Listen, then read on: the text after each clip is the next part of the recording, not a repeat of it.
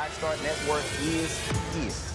Oh, no punches! I'm real revolutionary right now. Support this man, Black Media. He makes sure that our stories are told.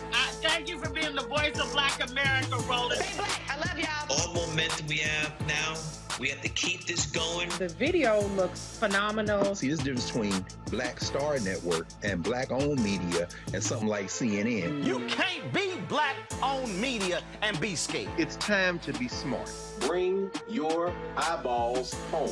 You dig?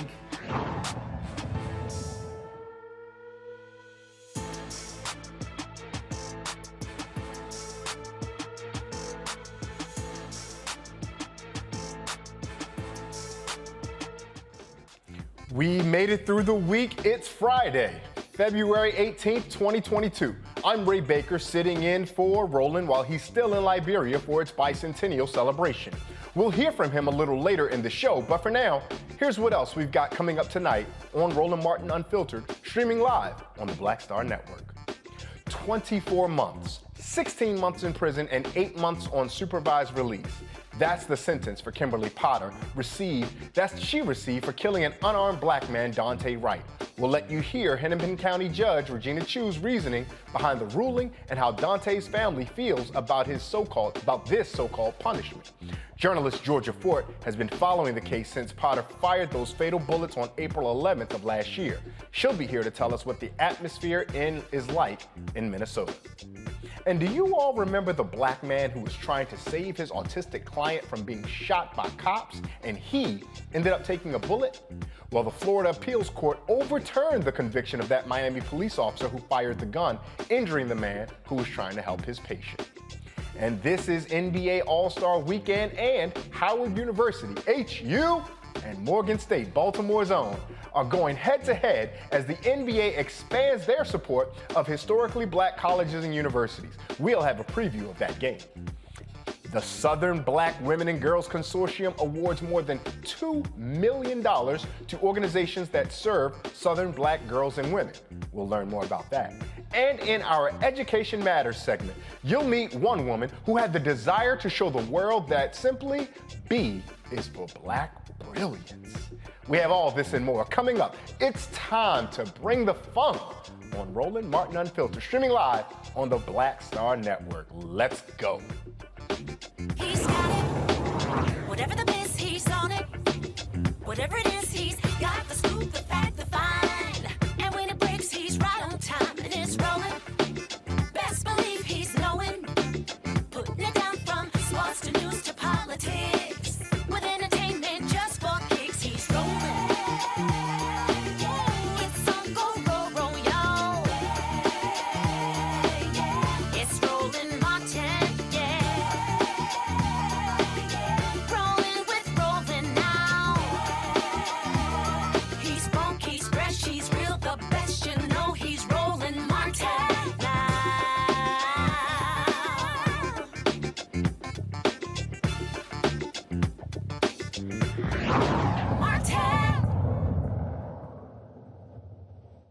They were so tied up into her feelings and what's going on with her that they forgot about my son being killed. Her life was taken.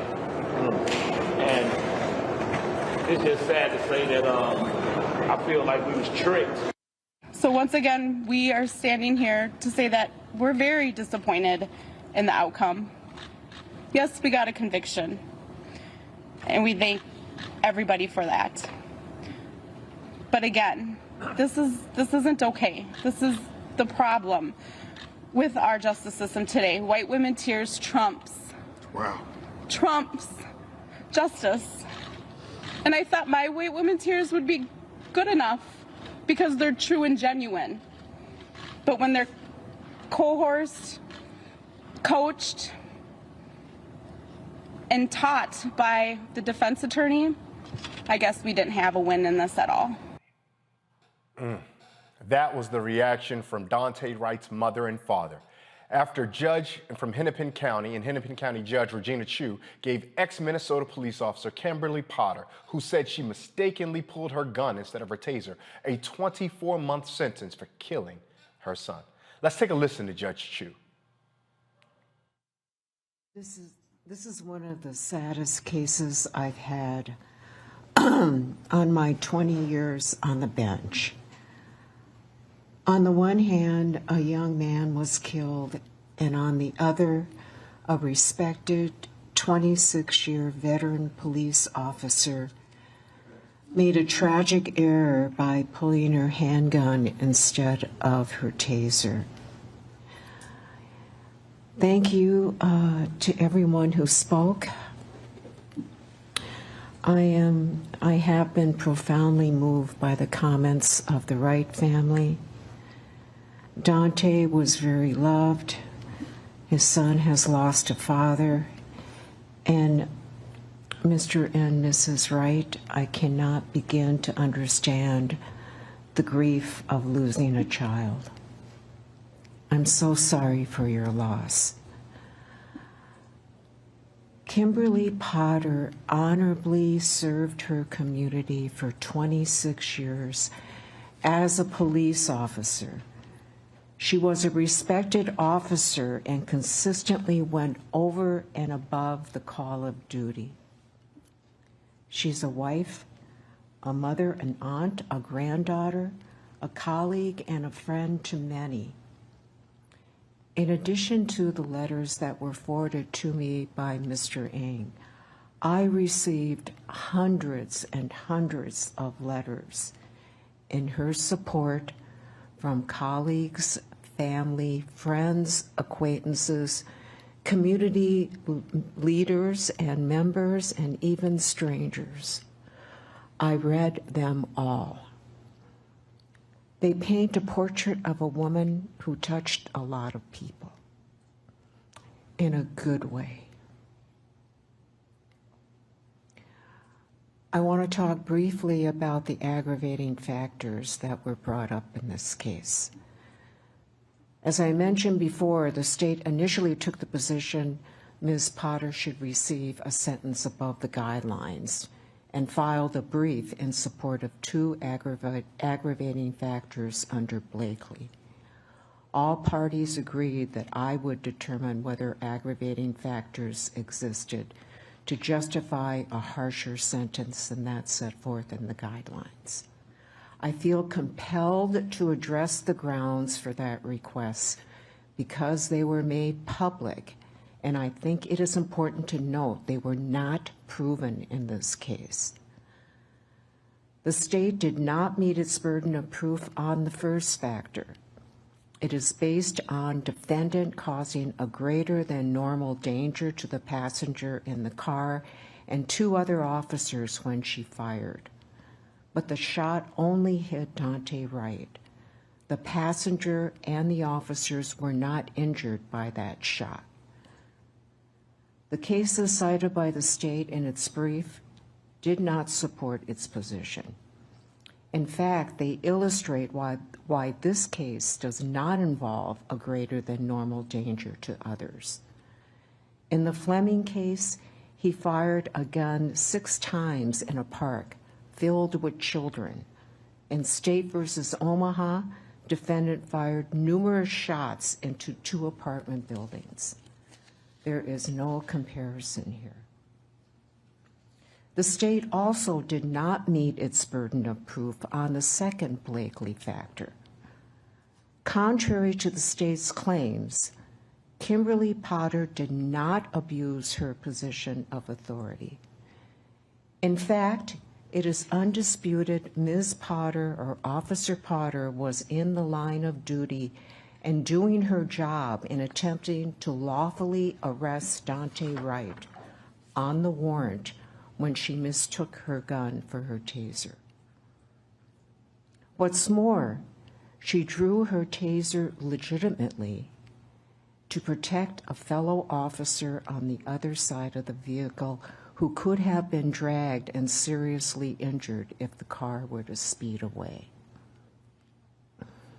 Officer Potter's conduct clearly was not significantly more serious than that typically involved in the commission of the crime in question, justifying an upward departure.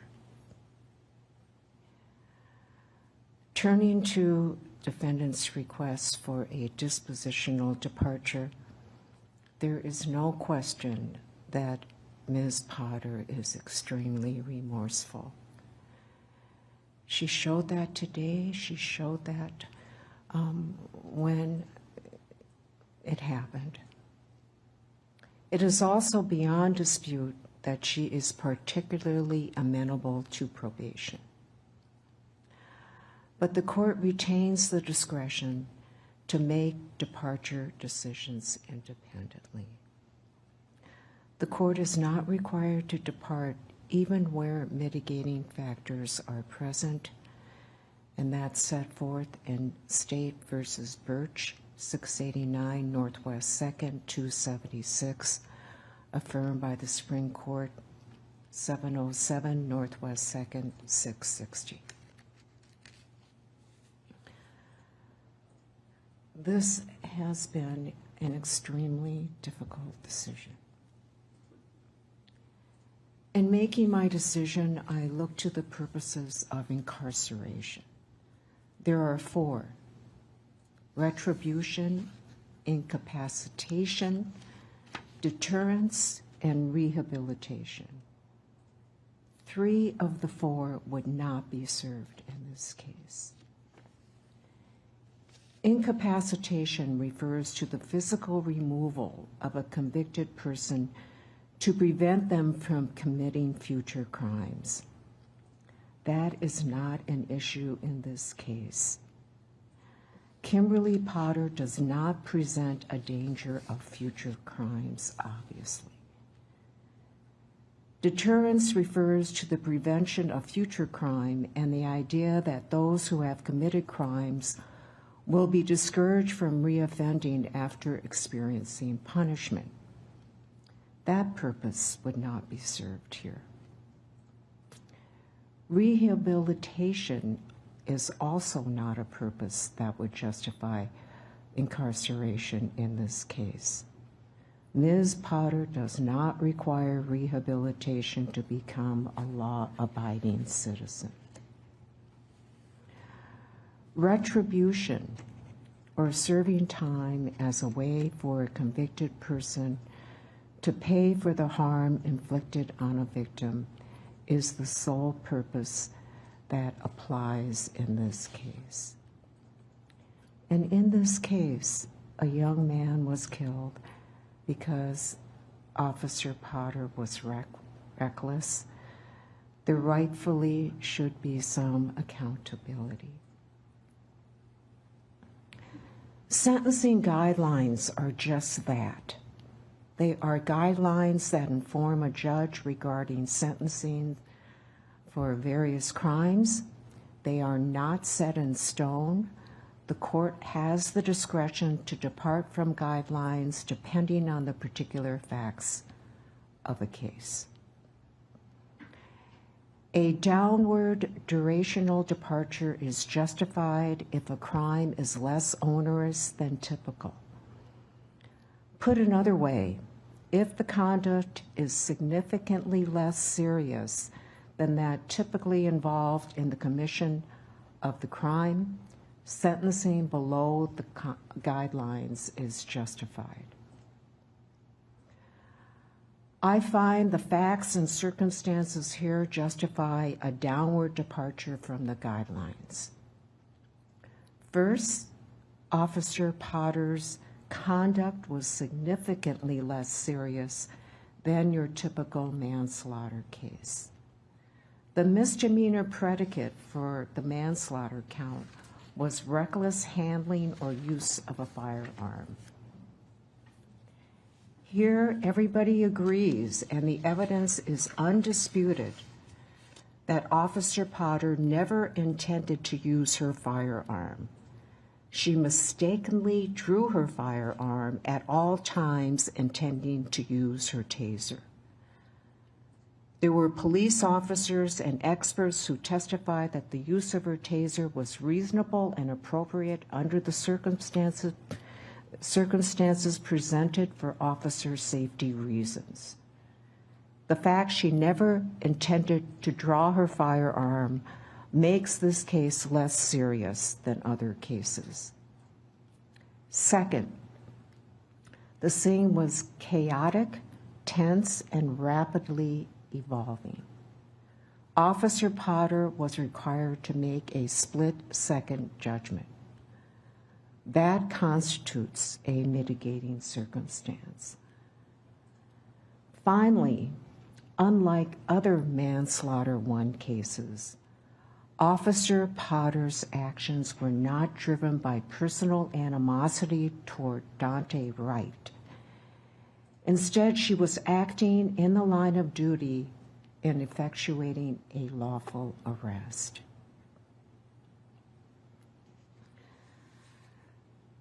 This case is highly unusual.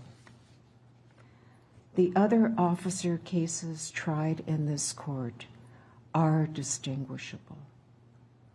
This is not a cop found guilty of murder for using his need to pin down a person for 9.5 minutes as he gasped for air.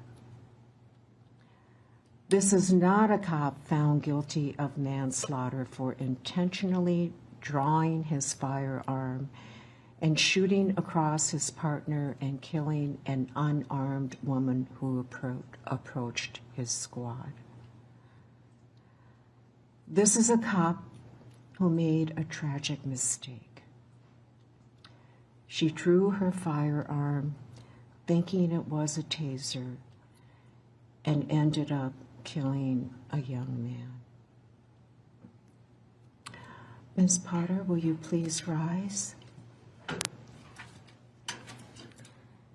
Given all these considerations and having carefully considered the comments of the family of both Daunte Wright and the comments of Kimberly Potter, as well as the arguments of counsel, it is the sentence and judgment of this court that you shall be committed to the custody of the Commissioner of Corrections for a period of 24 months.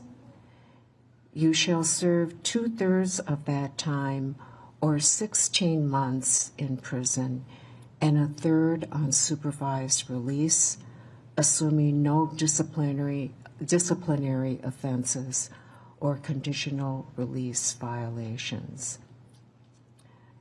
You have credit for 58 days already served. Restitution will be reserved.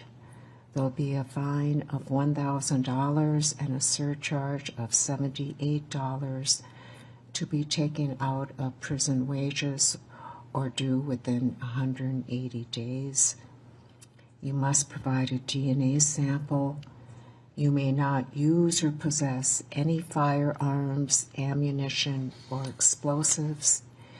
You have the right to appeal the conviction and sentence. If you are unable to pay the cost of an appeal, you may apply for leave to appeal at state expense by contacting the state public defender. You may be seated, Ms. Potter. I'd like to make a few parting comments.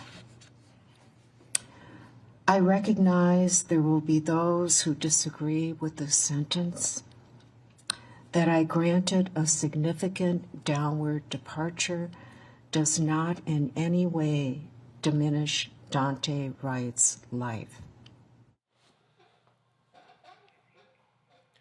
Potter was convicted of first and second degree manslaughter in December. Joining me now is journalist Georgia Fort, who has been covering this case in the Brooklyn Center. Georgia, tell us a little bit about what the atmosphere is like. We've heard from Daunte Wright's parents, but the activists who've been really agitating on the street, those who may have been in the community, the journalist advocates that we heard that responded to Amir Locke getting shot. I'm sure this has to have riled those folks up. Tell our audience about that, please. Absolutely. Well, there was a large crowd that was gathered here just moments ago, but they all now have gotten in their cars and they're traveling over to the judge's home to hold a protest outside of her home for this sentence that they say is both unfair and a slap in the face to the Daunte Wright family. And you're absolutely right. The trauma here in Minneapolis is compounded, not just this sentencing, but also that's on the backdrop of the federal trial that's happening now for the other 3 officers who are charged with the murder of George Floyd. And then we know that Amir Locke was fatally shot, and his parents said their final goodbyes at his funeral on Thursday. And so all of these things are compiling again, right? And what a lot of people don't know about the city of Minneapolis leading up to the murder of George Floyd was that there was a compounding of trauma that happened at that time with the death of Jamar Clark, as well as Philando Castile, and so many others. And so what we heard from activists today outside of the Hennepin County Government Center was that they feel that the people in power, the mayor, the interim police chief, legislatures, lawmakers are not listening. There were nearly a dozen bills that were presented to lawmakers here in Minnesota immediately following the murder of George Floyd. And activists today are saying, why didn't those bills get passed? Activists here today were saying, why did the bills that got passed, why did they get watered down? And, again, even in this situation where there is a conviction, it doesn't match up to the amount of time that Mohamed Noor got here in the city of Minneapolis when he said he mistakenly fatally shot Justine Damond, who was a white woman. And so, again, what we're hearing is that there are 2 justice systems, one for white America and one for Black America. Georgia, I'm glad you brought up the example of Mohamed Noor because Judge Regina Chu brought that up, and I thought that was particularly curious because sure, we can make an observation that perhaps this exchange was uniquely different than Derek Chauvin and George Floyd. But this exchange seemed very similar to Noor and Miss Damond, who were killed because they both responded out of fear, intensity of the moment, and in a mistaken behavior. But Judge Chu seemed to see a difference between the 2. I'm not going to ask you to weigh in legally, but does that seem to hold any water to any of the people you were talking about or any of the lawyers you may have interviewed? Well, even with Mohamed Noor, it was very convenient that there was an unraveling of justice in that case because he did appeal and he won his appeal. And so his sentence was reduced shortly before this trial started. And so a lot of people pointed to that because, and this is so significant from a legal standpoint, because Mohamed Noor's case was the precedent in both of these cases, right? Especially we heard it cited a lot in the Derek Chauvin trial. And so for Mohamed Noor to win his appeal, it unravels the foundation that specifically the Chauvin trial was set on. And so while these cases are very different, the details and circumstances are different, there, for the community at least, is an interconnectedness to the way in which the judicial system and the criminal justice system and the police department and how all of these components are working together to produce outcomes that are unfavorable to the Black community. And so when you juxtapose Mohamed Noor's sentence to Kim Potter's, it's not fair. It doesn't compare, although the circumstances are, yes, very similar. So one of the things I'm also curious about is that our national organizations sometimes are not consistent or in the same lockstep with what the local branches in those places are. Now, the NAACP has released the following statement. I believe this is from the national office. So hang tight 1 second. I'm going to read their statement. The NAACP stands with Wright's family in collective outrage as we witness yet another injustice in Minnesota. 16 months in prison and 8 months on probation is a slap on the wrist as scores of Black men sit in prison for the rest of their lives for committing non-violent crimes. Kim Potter will be a free woman in 1 year, despite the fact that Daunte Wright's daughter will live the rest of her life without her father. This only magnifies what we already know, The system is broken. Our hearts and minds are with the Wright family today as they suffer another injustice, end quote. Now, before I go to that, I'll come back to you, Georgia, about that, because there's a lot of intensity on the ground. Is the local branch of the NAACP in the lockstep with what we heard nationally? Because the national is really, you could tell there's frustration there. They're building up a frustration and disappointment with the justice system as it is playing out. Yeah, absolutely. The NAACP here locally has been extremely active throughout each one of these cases. And, when you talk about from a national standpoint in comparison to being local here on the ground, is the narrative matching up? One thing I really, really want to point out is the simmering and the brewing of all of these things happening and the collective trauma that the community is experiencing. It's very parallel to what we were experiencing before the murder of George Floyd. And so the question becomes, if corporations and businesses don't want to see that level of destruction, then when are they going to intervene and start using their political power and their corporate power to get some of these bills passed, get some of the legislation that the community was presenting forward? When are they going to use their voice and offer resources even for the trauma that the community is experiencing? And so from a local level, yes, absolutely, the NAACP has been in lockstep with the community and the Wright family. And one thing I haven't heard much on a national level that I'm hearing locally is the idea of anti-Blackness in the Asian community, with Regina Chu being an Asian woman and this sentencing being so favorable to former officer Kim Potter. It has raised some questions within the activist community because there's been so much solidarity, and the protesters that we see come out is a very diverse group here in Minneapolis. But there has been this reoccurring question about anti-Blackness in the Asian community, and I think that this has reignited that conversation. I want to ask a little bit about that, Georgia. Are folks that you're talking to and engaging with, are they moving forward with a hostility toward Asian Americans, believing that there's anti-Blackness, or are they skeptical of anybody who is now buying into the justice system as it exists, because whomever is now an officer of the justice system is now reflecting the same anti-Blackness that our justice system is doing? Well, I wouldn't say that there's anger. I don't think people here are upset with the Asian community, but I think that there's been some pushback in the Asian community that anti-Blackness doesn't exist. It's not a thing within their community because they're also people of color. But I think in this instance, you're seeing a clear allegiance to white supremacy. You're seeing a clear allegiance to the sympathy and the empathy that Judge Regina Chu showed to Kim Potter today. And so I think it's reigniting the conversation that anti-Blackness is a real thing. And just because you're a person of color doesn't mean that you too can't have those values of anti-Blackness. Now, I'm going to bring a panel in after this question, but I've got one more question for you, Georgia, right before I go to the panel.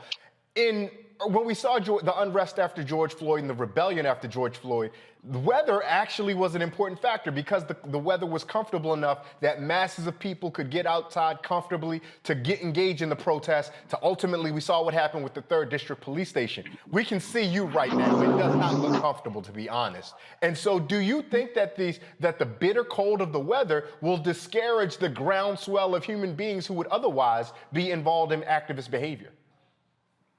Well, I think that we've seen the activist community here get pretty creative with the way that they protest. We've seen a number of car caravans that have happened during below zero weather, where you'll see hundreds of cars taking to the street, honking their horns as a form of protest, still having signs displayed, around their car or holding signs outside of their car. So we've seen people get pretty creative and still trying to show up and be disruptive. We've had a number of sit-ins at City Hall where activists and students come into City Hall and they sit in because it's warm.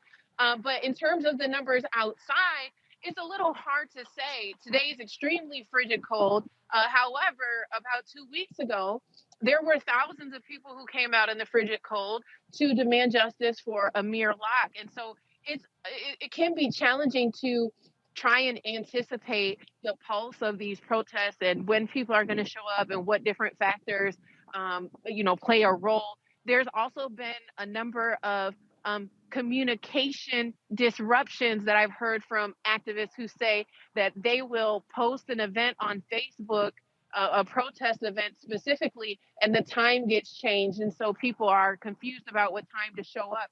So there's been some interesting things that have happened within the activist community here. But in terms of numbers, I mean, just last week we saw thousands of people out in the street demanding justice for Amir Locke. And so we're going to continue following the community response to the Kim Potter sentencing. Like I said earlier, there was a number of people gathered here moments ago that have now left in a car caravan to the judge's house. So I'm actually going to head over there and live stream what that scene is like as soon as we get done. Real quick, before you go, tell folks where they can find and follow that live stream so they can also get up to date if they can't catch it right now because they're watching the show. But if they want to come back a little bit later and make sure they've taken a look at it, tell folks where they can find that. Absolutely. If you look up georgiafort.com, you can connect to all my social platforms, and we'll be live streaming to Facebook, YouTube, and Twitter. Georgia, stay warm. Go get somewhere warm. We thank you for being on the ground covering this. Enjoy your weekend. Absolutely. You as well. Thank you so much. We're going to pivot and bring in our panel now. We're joined by Michael Imhotep, the host of the African History Network show, Kelly Bethea, JD, communication strategist, and Xavier Pope, host of Suit Up News and the owner of Pope Law Firm. Everyone, thank you so much for joining us. Xavier, I'll start with you because this is a legal question. You heard Georgia and I call back to Muhammad Noor's example when Justine Damon, Miss Damon was shot, and how similar it looked to us, but neither one of us are legal experts, so I defer to you. Am I out of bounds for trying to compare these two incidences? No, you're not out of bounds for comparing the incidents.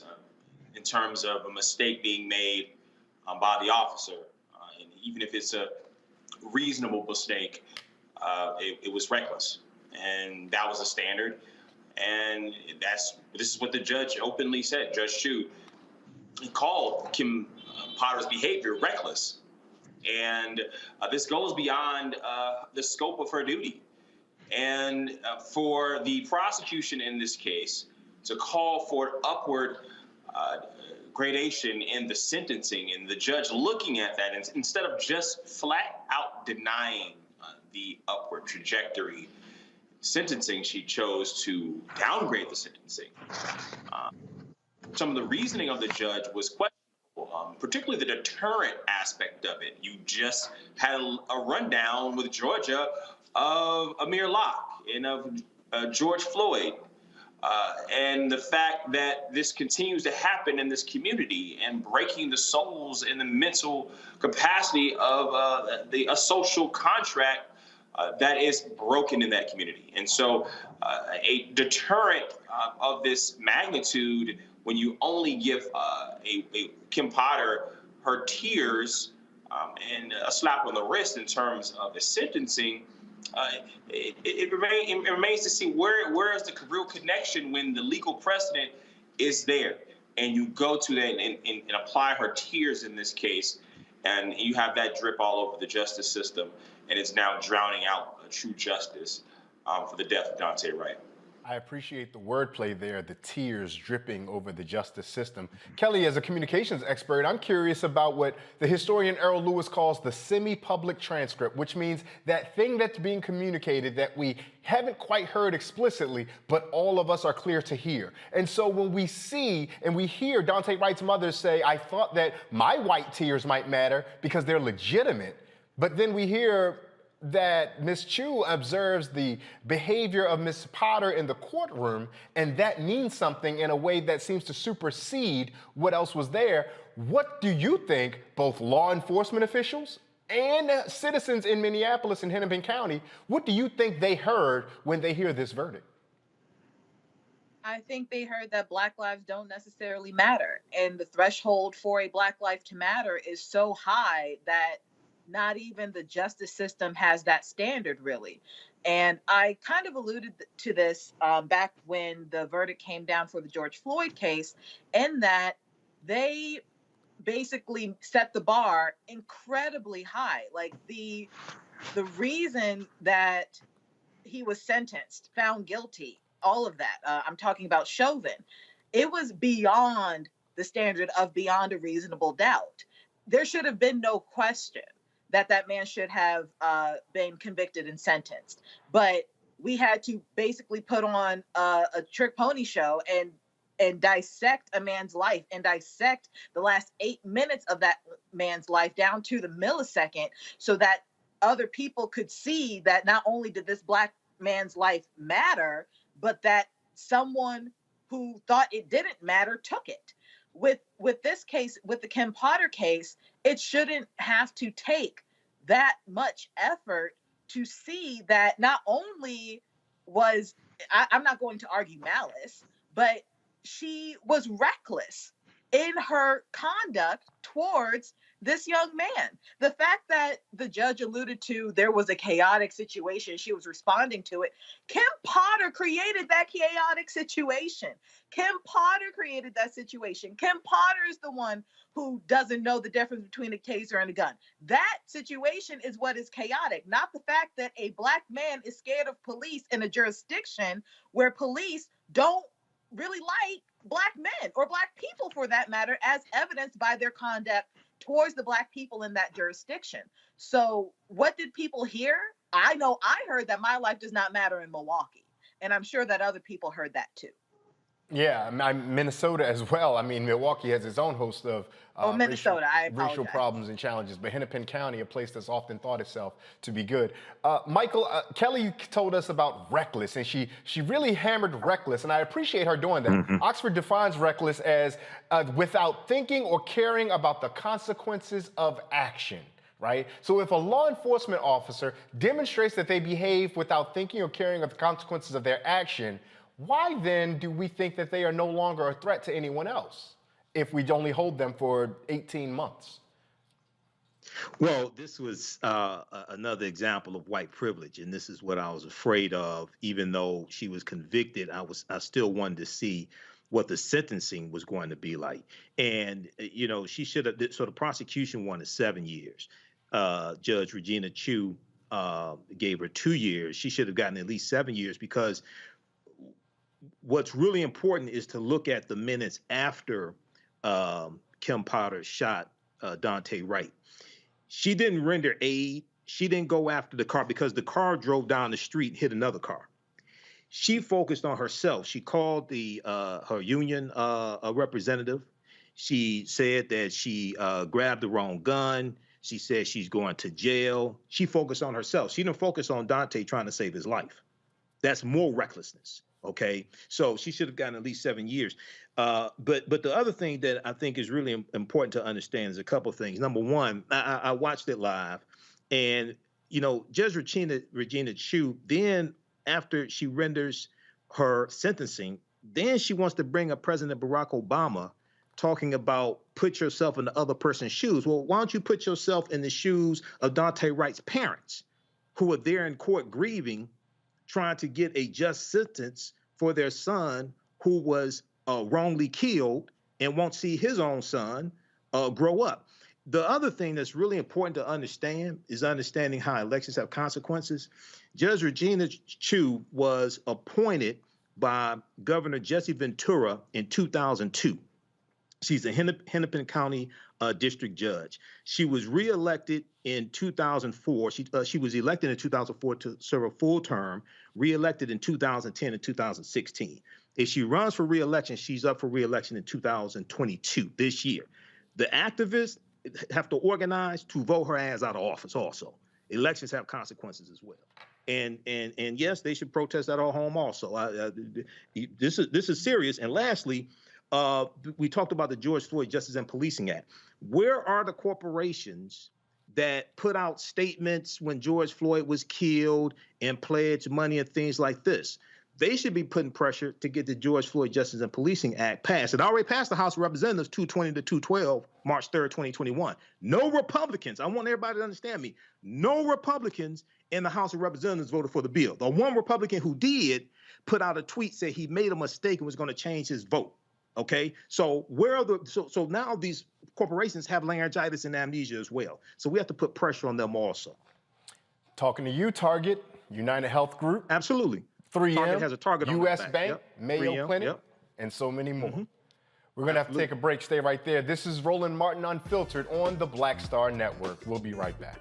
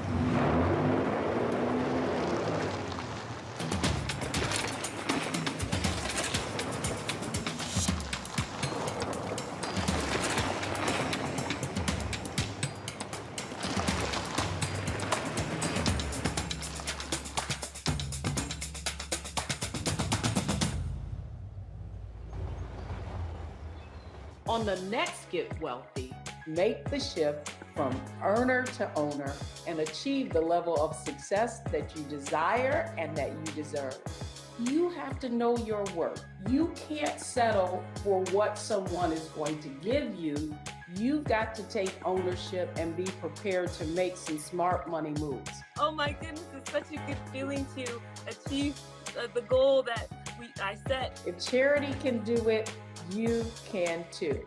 So watch Get Wealthy on the Black Star Network.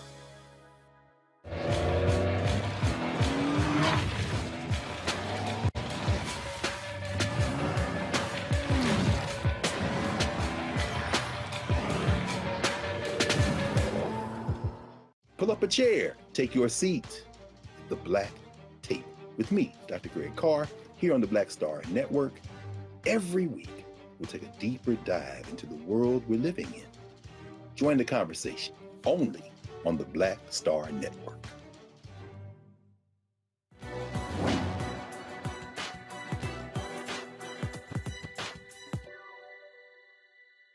Negro life is not only founding new centers, but finding a new soul. Scholar and critic Alan Locke.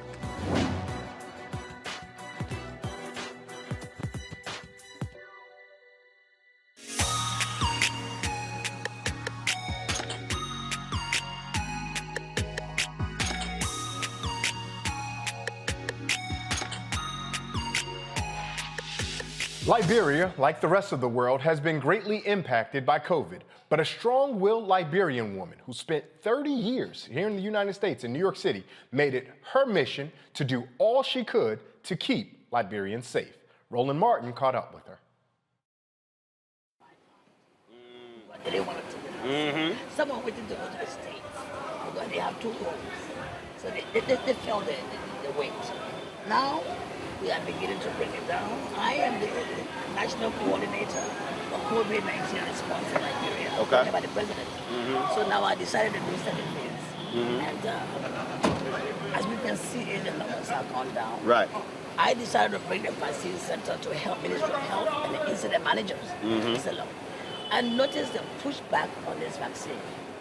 Let me do something to see how they can come. So I started giving them food packages. Right. I started with the youth, the troubled youth. And they started coming in, get the packages from them. They call their friends to come in. So we vaccinated 400 of them. There you go. And then you have women coming in. Right. Young people coming in. Now we have the 12 to 17.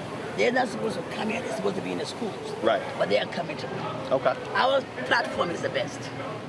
We do it all the way. You come in, we register you, we vaccinate you, we observe you, then we certificate you. You have to have that PRN, that vaccine registration number is for all over the world. Okay. It is helping a lot of people. Good. So this is what I'm doing. I've done over 27 to 28,000 people already. Wow.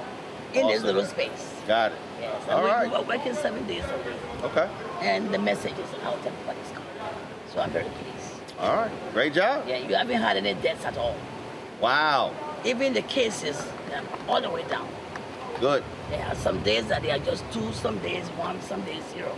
Glad to hear. No deaths. Glad to hear. Yes. That's how you do it. For the purpose of, give your name. Give your name. My name is Mary Bro. I'm the Director General. Hold on. You gotta spell your name. Okay. Mary, of course you know Mary. The last name is Bro, B-R-O-H. I am the Director General for General Services Agency here in the Republic of Liberia. I'm the former mayor of the city of Monrovia. I was also a passport director, and I was also at the port, at the free port of Monrovia. And so I'm so happy to see you. Glad to be here. Mr. Roland Martin. You know, I'm a New Yorker, you know. Well, I'm glad to be here. I'm so here. happy to see you, and thank you for coming. And this is just a blessing to our nation. I appreciate it. Such a good... I appreciate it. You looking mighty colorful there, too. Oh, yes, I am, you know. And I'm 70 years old now. Okay. I'm getting older, so I will soon be leaving the stage. But I will do some volunteer work. And I'm teaching a lot of young people how to volunteer their services. But it's good to see you. I appreciate it. Thank you. Thanks a bunch. For coming to commemorate with us on the 200 years of freedom. I appreciate it. Okay. All right, you take care. All right, have a good one. All right, be well.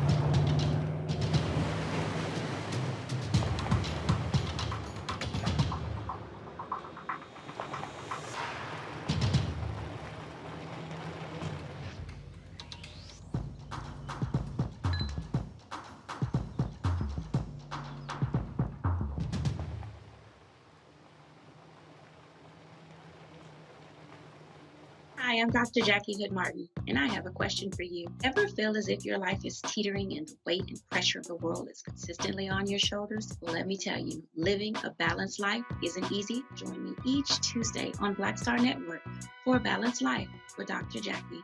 We'll laugh together, cry together, pull ourselves together, and cheer each other on. So join me for new shows each Tuesday on Black Star Network, A Balanced Life with Dr. Jackie.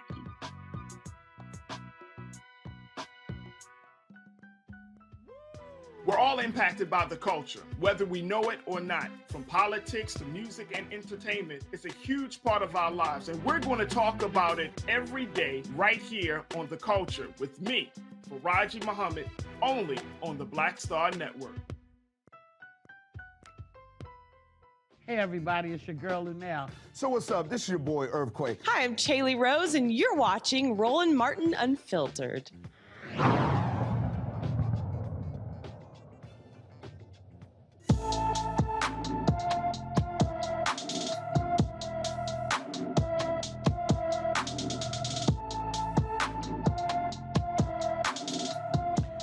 Treasure Dorsey disappeared from Norfolk, Virginia on February 11th, 2022. The 17-year-old is 5 feet 5 inches tall and weighs 120 pounds with brown hair and brown eyes. Treasure was last seen wearing a green hoodie with a smiley face, black jeans, sneakers, and a ring on her left hand. She has a scar on the left side of her upper lip. Anyone with information on Treasure Dorsey's whereabouts should call the Norfolk Police Department at 757-664-7000. A Florida appeals court overturned the conviction of an ex-Miami cop who shot an unarmed autistic man and his caretaker in 2016. Arnaldo Rios Soto, who has severe developmental disabilities, ran away from his group home, sat in the middle of the street to play with a toy car. Now, his caretaker, Charles Kinsey, laid down on the ground with his hands up, telling officers they had no weapons. Jonathan Aleda was the only officer who fired a weapon, striking Kinsey. Aleda testified he thought Kinsey was in danger. The appeals court ruled that the lower court was wrong in not allowing information about Aleda's hostage situation training to be brought up in court. Aleda was convicted of negligence but acquitted of attempted murder charges. Whether Aleda will be retried in the case will be up to Florida state's attorney. In Ohio, a federal judge says a former sheriff's deputy who fatally shot a black man was not acting as a federal agent, sending it back to state court.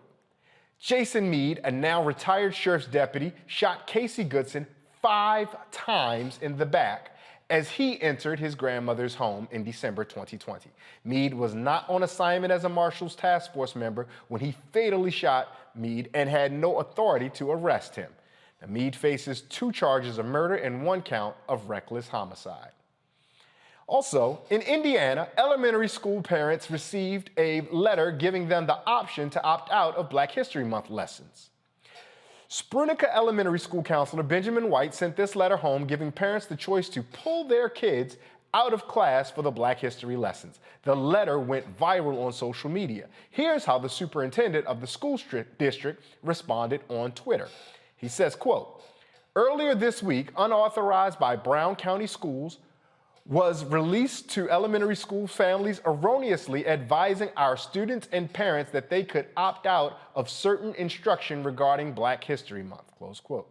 To be clear, the district does not permit students opt out of history lessons, including ones based on historical injustices. We apologize for the confusion caused by the letter and offer our assurances that Brown County Schools is committed to providing an inclusive educational environment for all students and families. Let's start with you, Michael. I'm going to bring back our panel. Michael, Xavier, and Kelly are here to join us with this conversation. Michael, I'm going to start with you. Do you believe the superintendent when they say that they are intending to be inclusive of all history, including ones that center around injustice? Well, it's interesting that we talk about this topic today because I talked about this last night on the African History Network show. So Sprunica Elementary School is a school of approximately 240 students. The school is 97% white. So the counselor, and I read the memo that the letter that the counselor sent out, Benjamin White, and at the bottom there's a place where parents can sign off to opt out of the Black History Month lesson.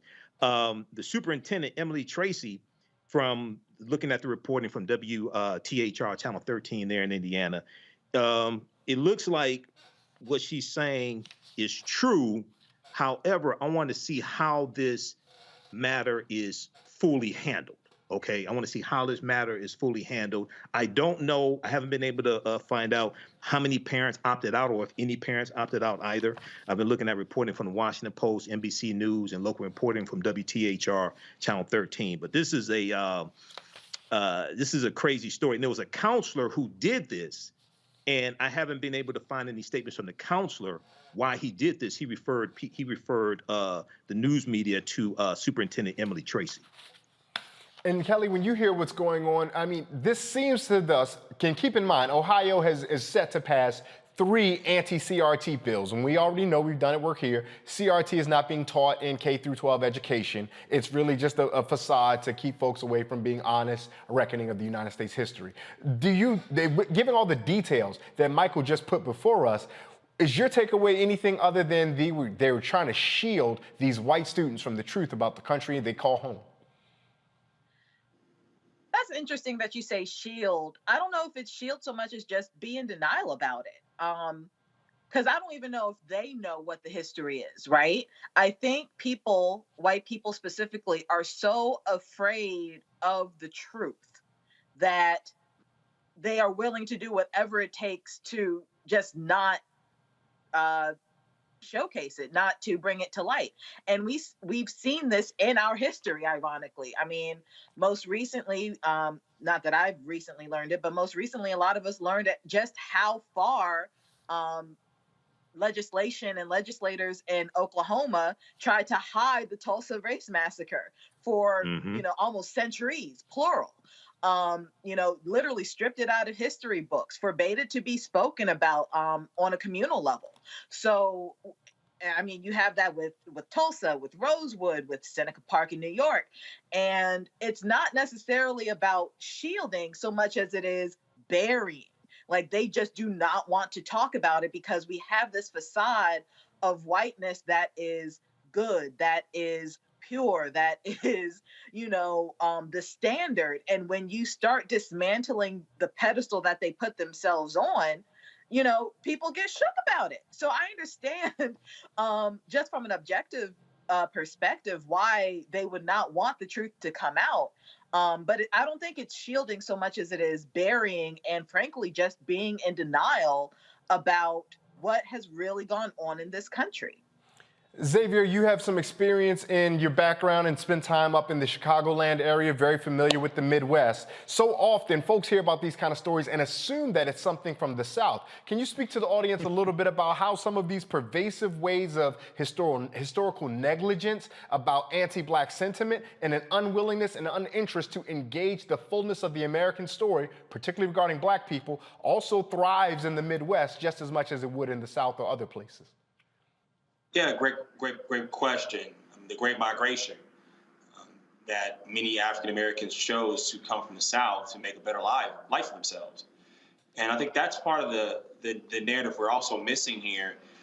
We all grew up with the kings and queens of Africa all over in our classrooms, the various calendars depicting the different accomplishments of African Americans, the inventions, and things of that nature.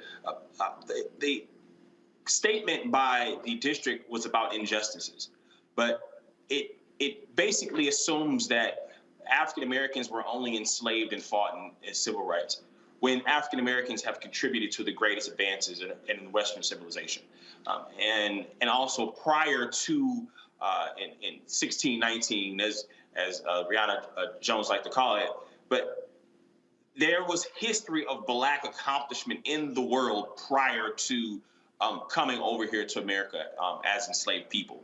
And so there's also contribution to art, and to architecture, and to music. There's so many different things that are richness of the Black experience that we've given this world. And it's worth teaching in the classroom to young kids just as much as teaching injustices. Yeah, that's a great point. And I think it's important that all of our viewers make sure they know that and take away. We're going to have much more about that Black brilliance, about the kindness and importance and greatness of Black people absent injustice on the other side of this break. You're watching Roland Martin Unfiltered, streaming live on the Black Star Network. We'll be right back.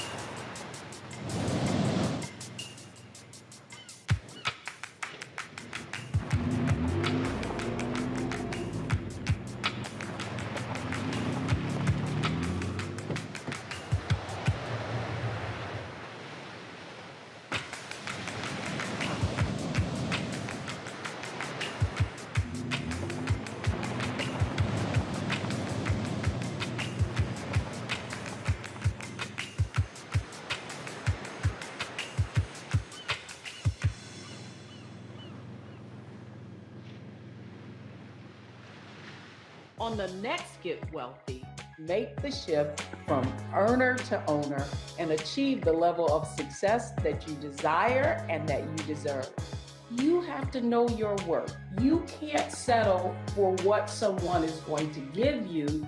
You've got to take ownership and be prepared to make some smart money moves. Oh my goodness, it's such a good feeling to achieve the goal that I set. If charity can do it, you can too. So watch Get Wealthy on the Black Star Network.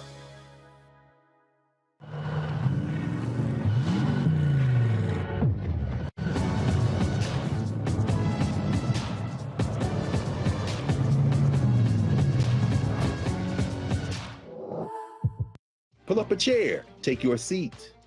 The Black Tape with me, Dr. Greg Carr, here on the Black Star Network.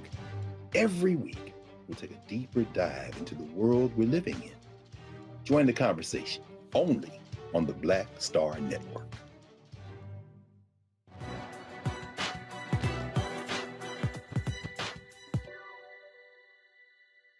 History and experience should not be ignored.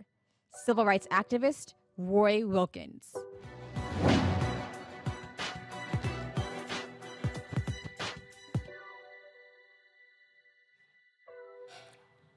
The first ever NBA HBCU Classic between the Howard University, HU, and some school in Baltimore called Morgan State University will take place in a nationally televised game for All-Star Weekend, a part of the NBA's All-Star Weekend festivities. The league is expanding its support of historically black colleges and universities with this. Now, tomorrow's game will be broadcast on TNT and ESPN2 from the Wolstein Center in Cleveland State's home arena. Not only will these two HBCUs get national exposure, but each school will also receive a $100,000 donation from the NBA and AT&T. The funds will support student athletes with academic and wellness resources. Mia Berry covers everything HBCU for The Undefeated, and she joins us now. Mia, thank you so much for taking time to join us here on Roland Martin Unfiltered. Thank you so much. I'm so happy to be here. So, Mia, tell us a little bit about this. I know that you cover HBCUs for The Undefeated. That's the ESPN property that focuses specifically on African-American life, sports, culture, and everything else. Our good friend Kelly Carter's over there, so salute to her. But also, what the focus on HBCUs now seems to have been generated largely in the wake of what happened after 2020 and all the unrest that we saw. But kudos to ESPN and even more so to the NBA now, because it seems as though that's a commitment, no longer just a quick moment where they were acknowledging. Is that a fair read?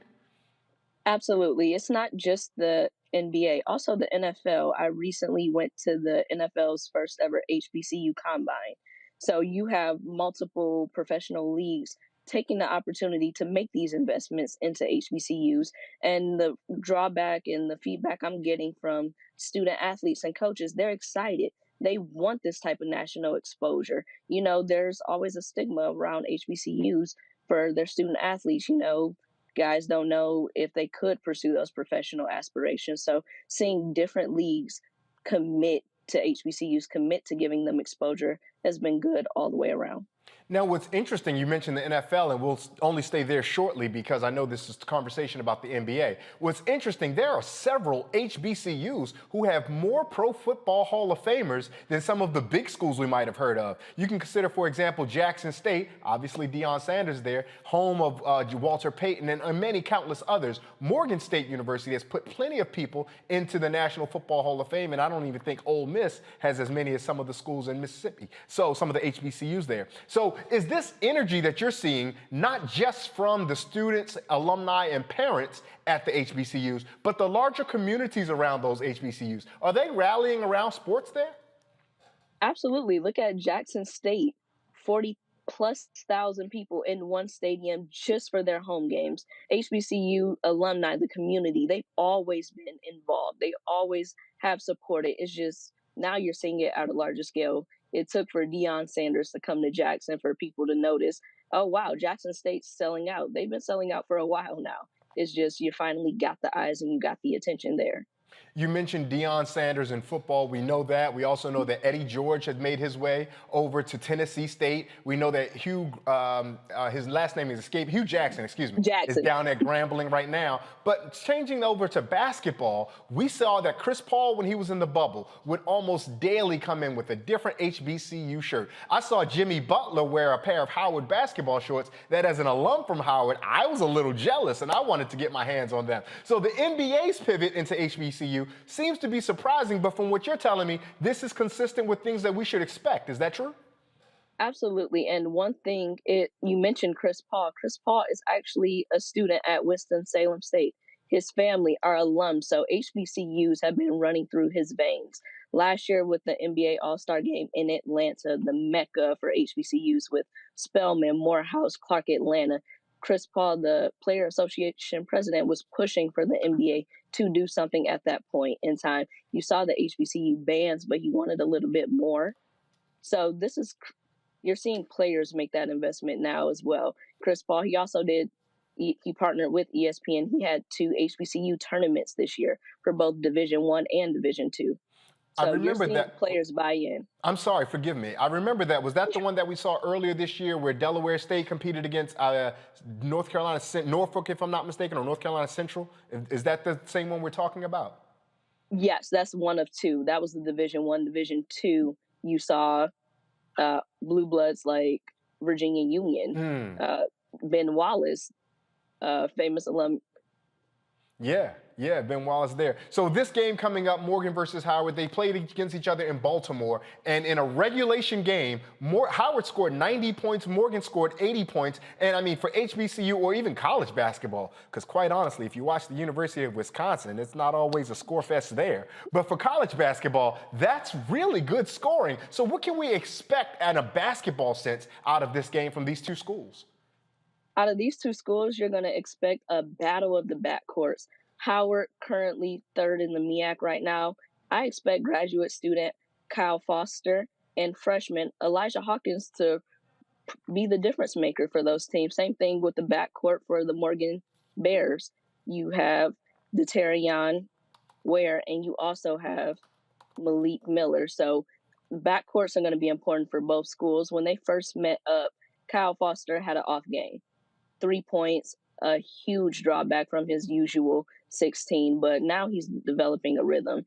4 out of the last 5 games, 20-plus points. So I'm expecting to see this game's going to be determined by which backcourt does the most, which backcourt is going to make those plays down the stretch.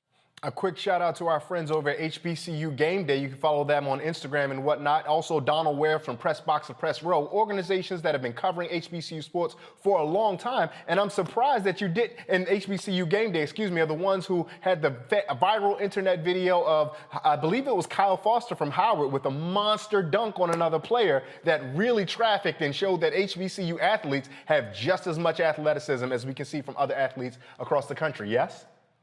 Absolutely.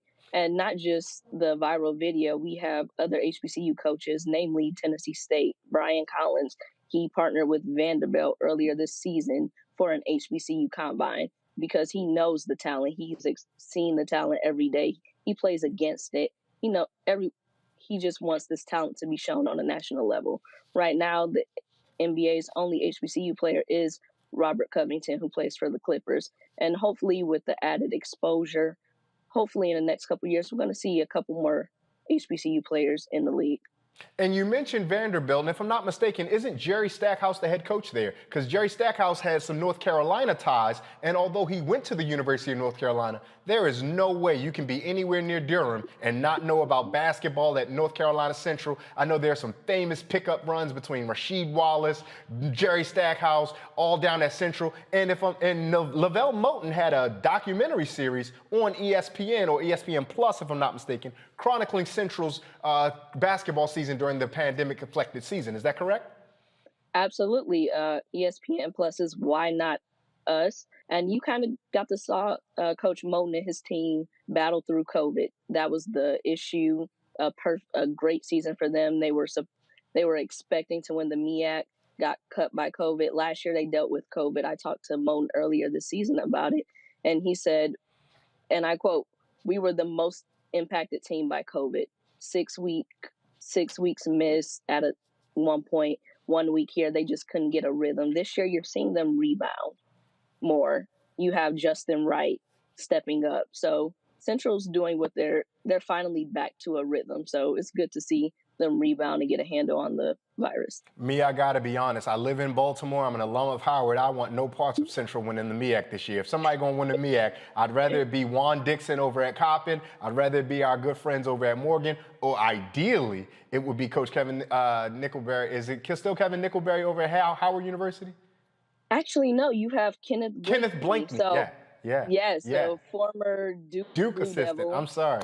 Coach Nickelberry was really good to me. I guess that's why his name is still in his top of my head. Now, beyond the court, we know that AT&T and the NBA are making financial contributions to student athletes, but there's a unique spot that student athletes play at HBCUs because we remember the former Ohio State quarterback who said, I didn't come to college to play class, I came to play football. But at historically black colleges and universities, our professors there ensure that our athletes, while they are playing sports, you're here to learn something. So talk to us a little bit about how this contribution can benefit the scholastic career of these student athletes. Of course. Mostly the financial contributions would go to classrooms, adding any type of extra contributions that each college needs. So off the court, I think this is fantastic. Them actually not saying, we're going to bring you in to play basketball. We're also going to add a little extra money to the schools. I know the schools are both very thankful. I'm not sure just yet where the money's going to be put toward, mostly scholastic, but that's something I'm definitely going to follow up on. And that's something that we're really excited about because we are excited that at HBCUs, when our athletes bring money back to the university, if it's something that's affecting the classroom, all of our students, regardless of whether they're athletes or not, get to reap in the spoils of that. Isn't that the beautiful spirit of collectivism of people of African descent? Mia, tell folks where they can find and follow you if they want to keep up with your work and what you're doing over there with the Undefeated. Absolutely. If you want to follow my work, you can see it on www.theundefeated.com. And you can follow me on Twitter at I am Mia Berry. Mia, thank you so much for your time. We appreciate you taking time to converse with us right here on Roland Martin Unfiltered, streaming live on the Black Star Network. Have a great weekend. Enjoy All-Star Weekend. Who's your pick for the All-Star MVP before we let you get out of here? I'm going to go King James. Oh, I think he's getting a little old. He might not want to participate in all the All-Star games or anything like that. But we appreciate you. And you know what? Before I let you go, though, not just who's your pick for the All-Star, three-point contest. You got a favorite? Ooh, not just yet. It's a toss-up for me. Three-point contest is never who you think is going to win is going to win. That's true. That's true. And the dunk contest. I like Jalen Green. As someone that's seen him in person, his athleticism, his bounce is phenomenal. I can't wait to see. Hopefully he comes up with something creative. And the most important question of the weekend, who's going to win tonight's Celebrity All-Star Game MVP? I have no idea. They didn't teach you that in journalism school, did they? That's you would come on television and someone asks you who's going to win the Celebrity Game MVP. Well, that's what happens when you come on Black Media. We're going to have fun. We're going to make sure we get the information out, but we're going to have some fun with you. Yeah. Mia Berry, thank you so much for your time. We look forward to all your fantastic reporting on HBCUs here at the Undefeated. Thank you. Thank you for having me. Now, in other news, a federal judge says he's dismissing a lawsuit challenging Arkansas's new state house districts as diluting the influence of black voters unless the Justice Department joins the case. Now, that's some new information, but U.S. District Judge Lee Rudofsky gave the Justice Department 5 days to join the lawsuit as a plaintiff. Two groups are challenging the new districts for 100 House seats. The ruling comes days before the one-week filing period for state and legislative offices begins in Arkansas. The redistricting plan created 11 majority black districts. The group says there should be more. Going to go back to our panel now. We're joined by Xavier Pope, we're joined by Kelly Bethea, and also Michael Imhotep. Kelly, we're seeing all types of redistricting challenges and issues squaring off in courthouses all across the nation. Should we be looking at this as an isolated incident regarding Arkansas, or should it be taken in the most aggregate form that's there?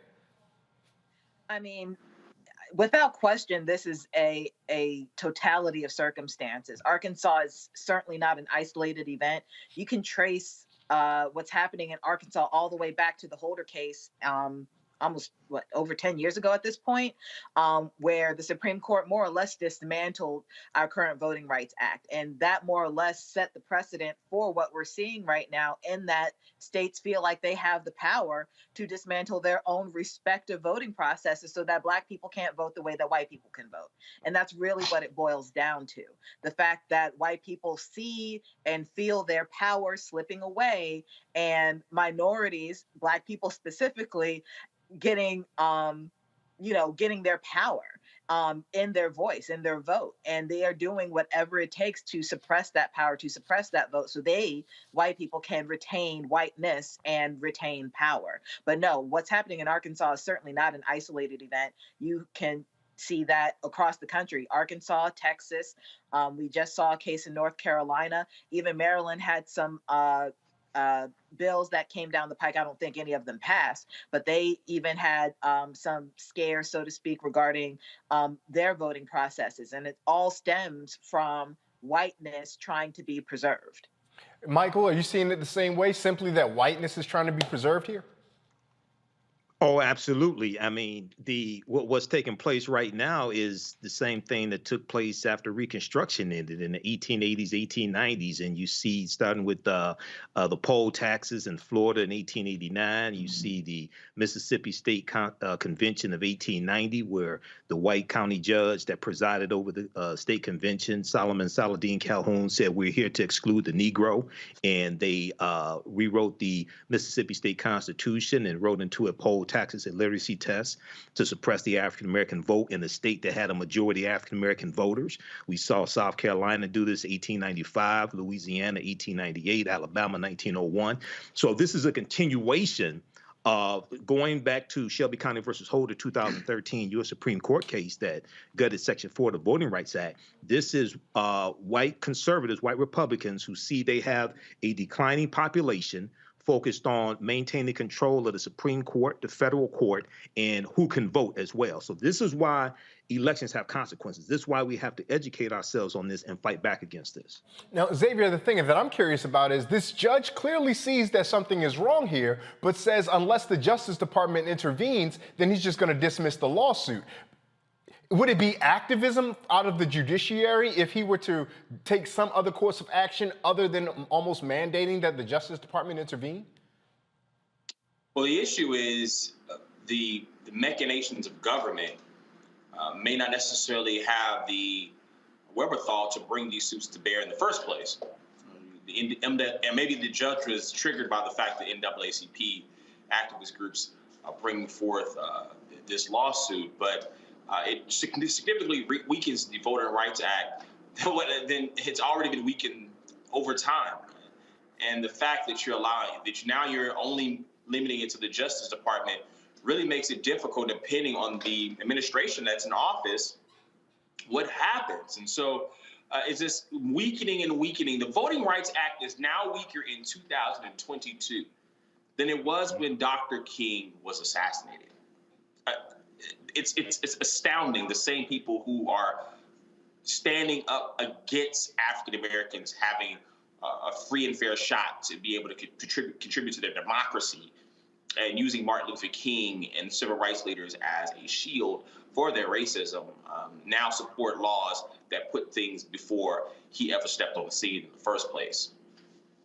And I appreciate that, and I'm going to follow up with you. I want to come back to you because we appreciate your expertise on this matter. The judge, Judge Rudofsky, for those who don't know, was a Trump appointee. He had this quote where he said, there is strong merits that case that at least some of the challenged districts violate the Voting Rights Act, right? And so to your point about the weakening of the Voting Rights Act and the mechanisms in place, I don't want to sound like the radical who says throw it all away, but seemingly throw it all away, because it doesn't seem to be, their mechanisms, as you alluded to, Xavier, don't seem to be in place to serve the interest of justice, because Rudofsky, a Trump appointee, gets to say, well, if the Justice Department won't do anything, I will put my hands up. But as you alluded to, the Arkansas Public Policy Panel and the NAACP both appealed to the judicial branch, and the judicial branch is saying they have nothing to do. Is there, I don't want to be so pessimistic to ask, is there any hope for the system as it is? But quite honestly, is there any hope for the system as it is? We have to have hope for the system. I mean, otherwise, what are we doing here in the first place? That's number one. Number two, like was mentioned earlier by my colleague, elections do have consequences, and all the different Trump appointees, we look at the Supreme Court and what's happened at the highest level, but all through the different levels of the judiciary, well, there are a bunch of Trump appointees, and many of them not necessarily qualified to do the job to even sit on the bench in the first place. And so if you have judges that have a political bent and that you can't rely on their independence or real sound knowledge of the law and seeking to dismantle things as it goes, we're looking at decades potentially of the impact of the decisions that have been made to put them there in the first place. And that's where the hope of changing how we even consider looking at the judicial branch and reforming it as an institution has to start becoming serious to such discussions of activists as we move forward in this era. One of the things I'm curious about, Kelly, is that we saw that out of 100 House districts, only 11 of them will be majority black, but Arkansas has a 16% black population. The numbers just aren't adding up, even when it's obviously there to add up in that way.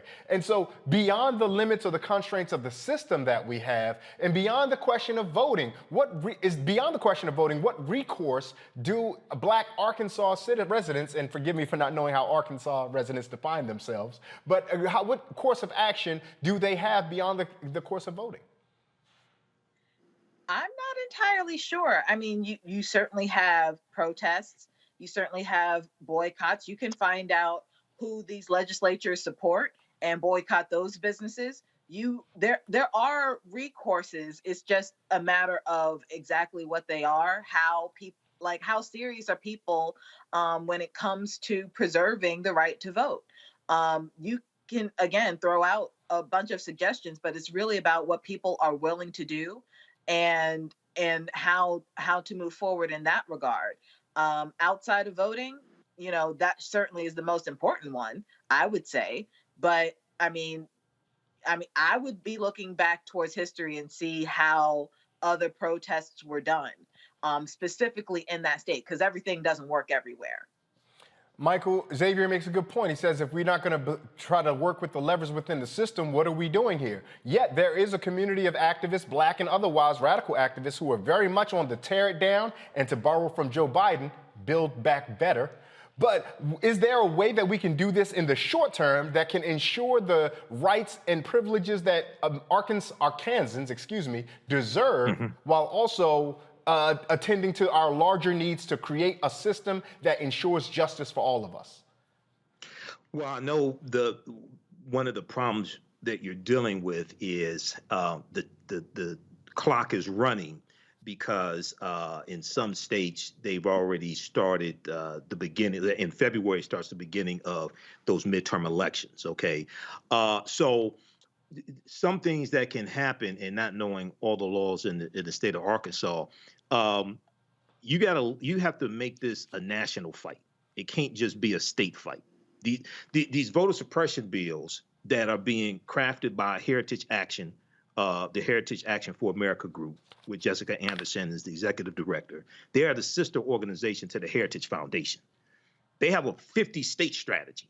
Okay, so when you fight back, it can't just be in your county or in your state. Okay, you have to link up with people across the country. And one of the things that's really important, and I know there's an effort to change the Electoral Count Act of, I think, 1887. Representative James Clyburn is suggesting take the pre-clearance from the John Lewis Voting Rights Act, put that in the bill if you can get it passed. There's bipartisan support for rewriting the Electoral Count Act.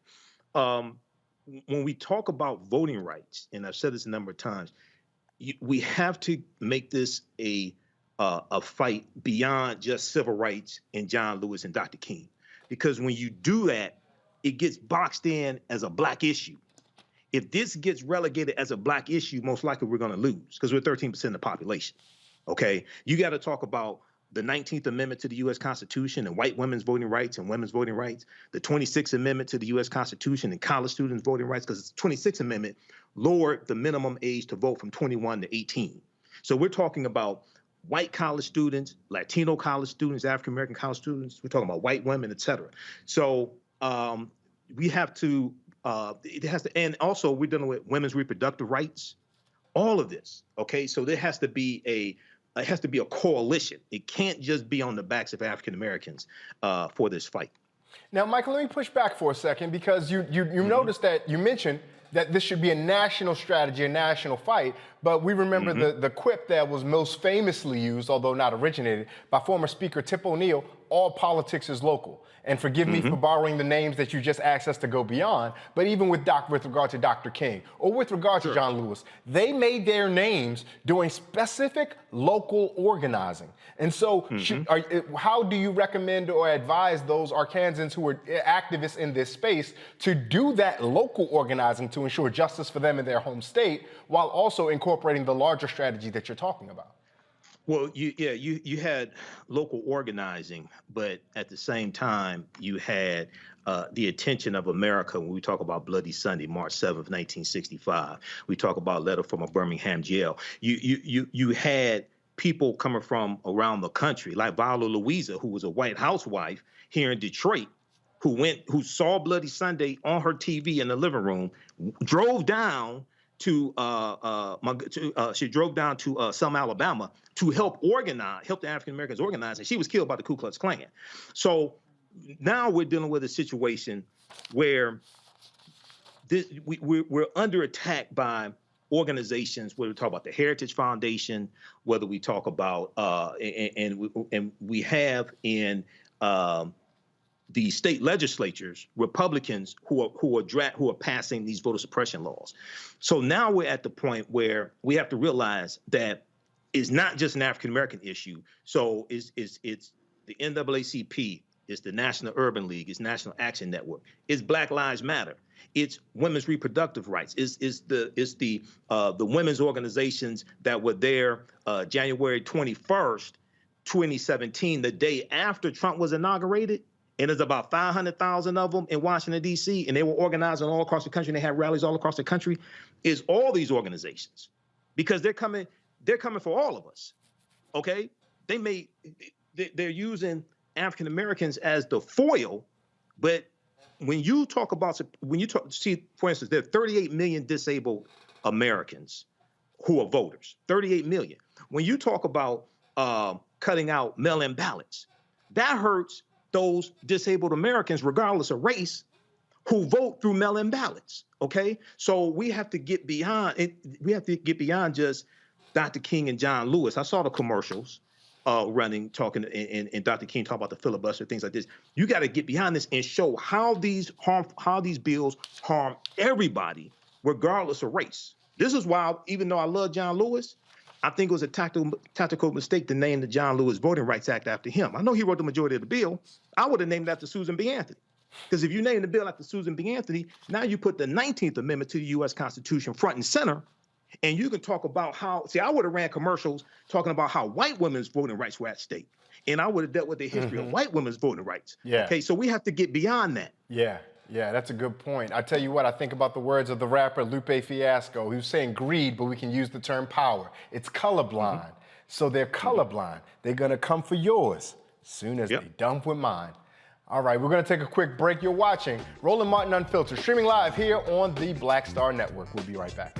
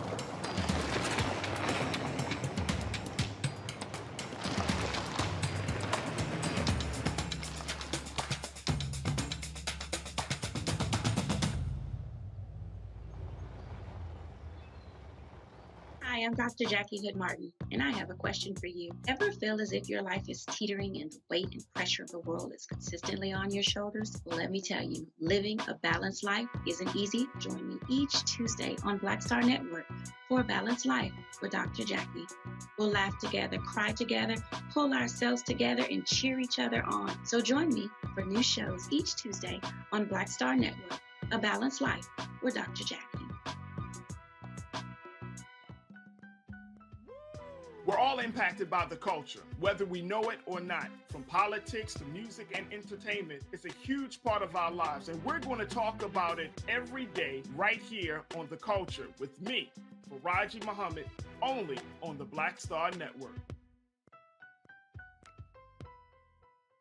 Hi, this is Essence Atkins. Hey, I'm Deion Cole from Blackish. Hey everybody, this is your man Fred Hammond, and you're watching Roland Martin, my man, Unfiltered.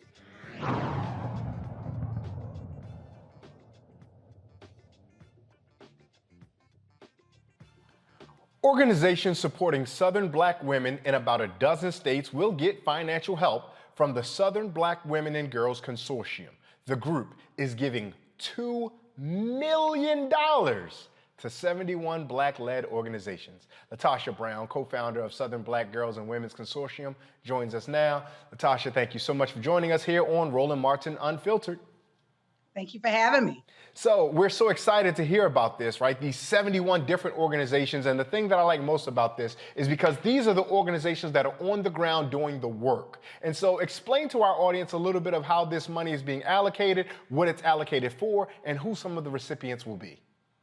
You know, what we had is I had a vision a couple of years ago that we needed to make sure that we were putting more money on the ground for Black-led groups, for groups that actually service Black girls and women. And part of what we did is over the last 3 years, we've been building a network of the consortium, which are Black women and Black girls consortium, to build the power of Black women and Black girls by funding, supporting their work, and also amplifying their work.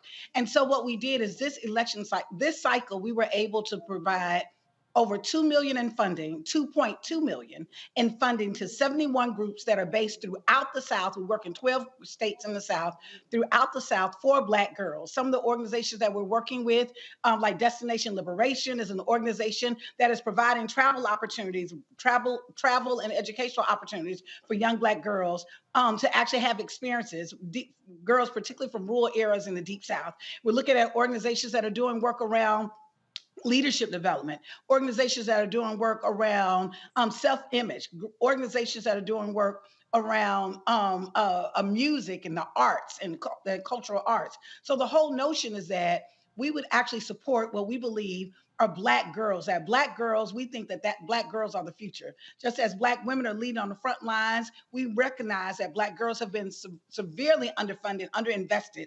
And so our organization is seeking to build that network of organizations throughout the region to be able to give funding to connect, to share, to learn, and to amplify the voices of Black girls. Now, there's a particular focus on Southern Black girls and women and Southern Black women-led organizations. How is that particularly unique and necessary given the moment we're living in today? You know, part of what brought this about, there was a study that was done by the Southern Rural Black Women's Initiative, and it was called Unequal Lives. And what it talked about was that Black women in the South, Black women and girls in the South, received less than 1% of philanthropic dollars. Of the $4 billion that were coming in the South, less than 1% of those dollars were going to Black women and Black girls in the South. When you look at the South, the majority of African Americans actually live in the South. When you look at the kind of investment in the South, particularly in organizations that are doing social justice work, organizations that are working with Black women and Black girls, they're severely underfunded. And so what we wanted to do is we wanted to create a solution that was really around being led. Everything about this, from the inception of it to the execution of it, has been designed, implemented by Black women and girls. And what we wanted to do is create a self-determination model that we actually believe that we are the solutions to our problems, that we would put our heads together, we would bring our skills, our talents to bear, and we would create this consortium, this network that would support and lift up the leadership and the work of Black women and girls, those organizations that are centering the needs and the interests of and the voices of Black girls and women in the South, in a region that has been severely underfunded and underinvested. And so that was a part of the work that we've been doing. Even before allocating the money, what has been the response of some of the organizations that you guys have umbrellaed over and provided that larger sense of resource, support, and needed enthusiasm and resource, as I mentioned earlier? What's been the response to those organizations when they've now been like almost a federation with you guys?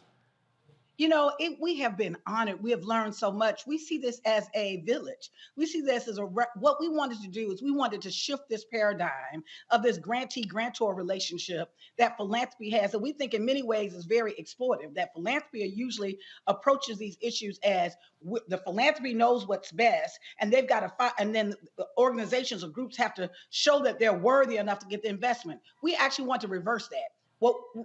What we wanted to do is to make sure that we were providing resources, but that we were co-thinking about it, that we set our priorities, not in a vacuum, not in an office in New York or Atlanta somewhere, but in community. So what we did is for almost 18 months, we went all around the region. We had convenings of listening sessions with Black girls and women, and we talked to Black girls. We had two questions.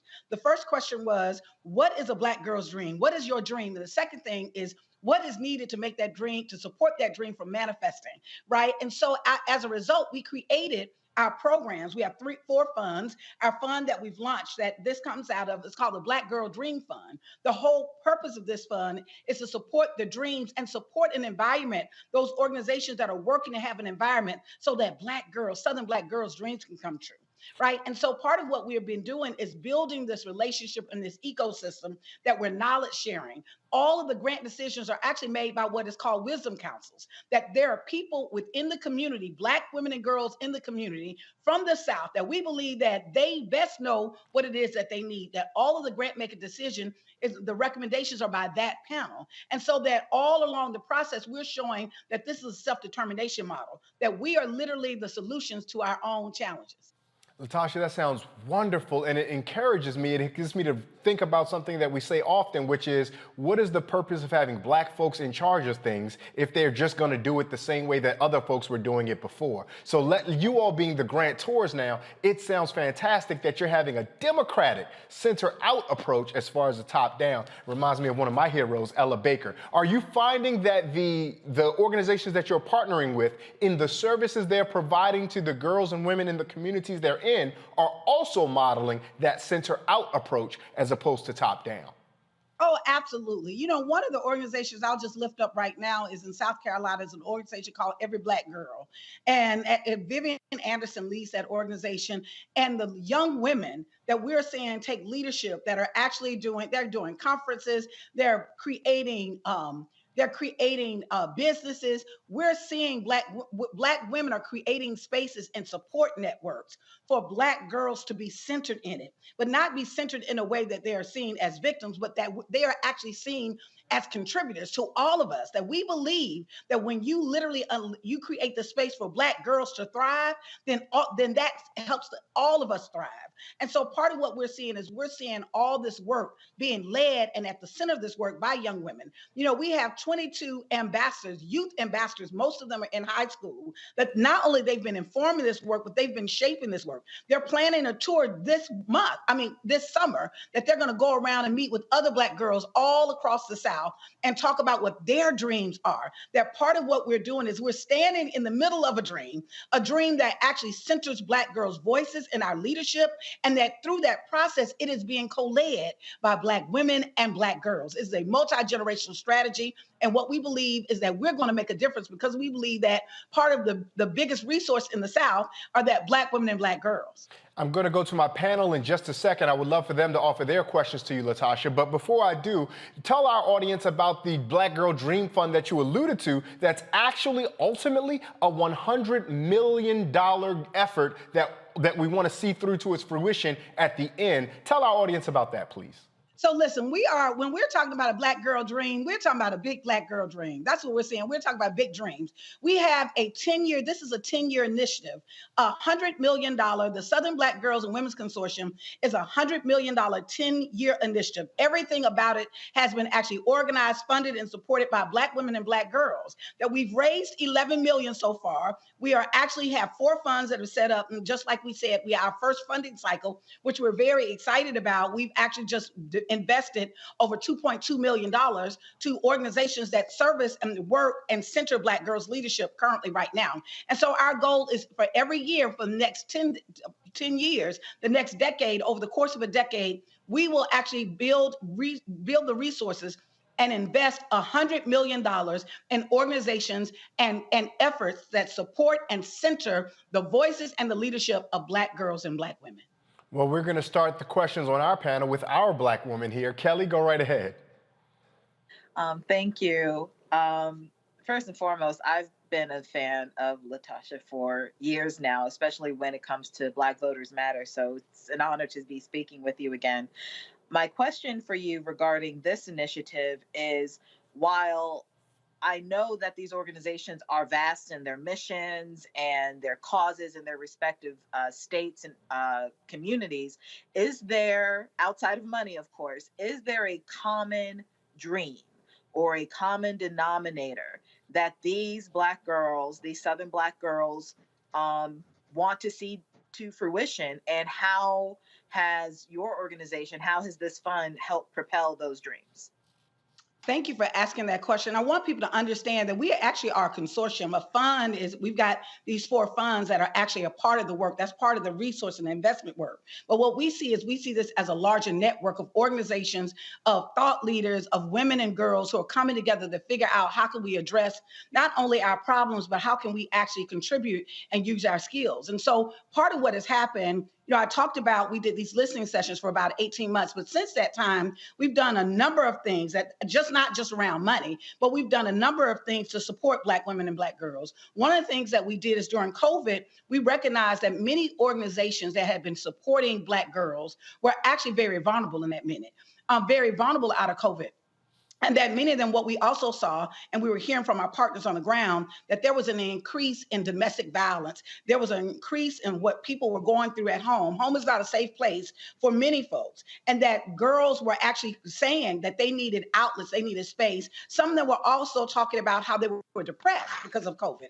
And so we created a special opportunity, which was to provide some support for those organizations that were on the front lines, that to be able in COVID, that some of this extra demand for them to actually support Black girls, that we would actually support them, not just connect them with resources, but also provide them with funding directly.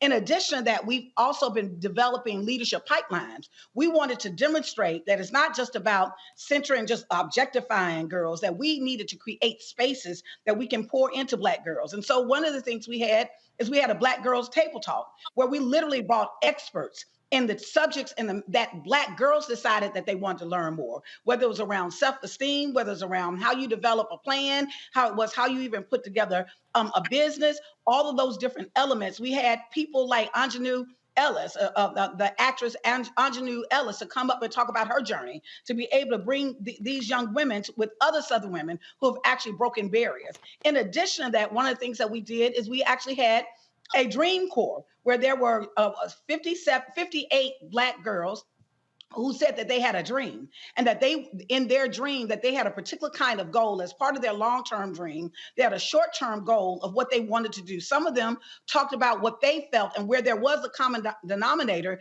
is Black girls wanted to feel like they were seen, that they were seen in a way that they were respected and they were valued. Over and over and over again, that's what we heard, that they wanted to be respected, they wanted to be valued, they wanted their ideas to be supported.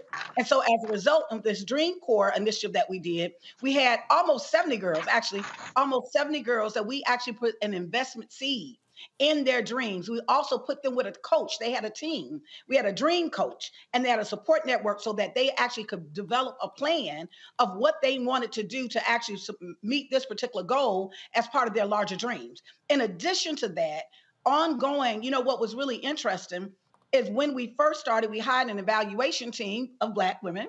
who did an evaluation to actually identify some of the things that Black girls said that they wanted. What was really interesting is that many of the Black girls overwhelmingly were concerned not just about themselves, but they were concerned about their family, the economic stress on their family. And one of the number one issues that kept coming up, ironically, which was actually surprising to me, was around healthcare. There was a lot of anxiety with Black girls around healthcare and stress, and how their family, how medical issues had impacted their families and had impacted them personally. And so another thing that kept coming up is they wanted expanded experiences. They wanted to be able to try new things. They wanted to be able to travel. And so those are some things that came up in our work. Absolutely. Michael, go ahead.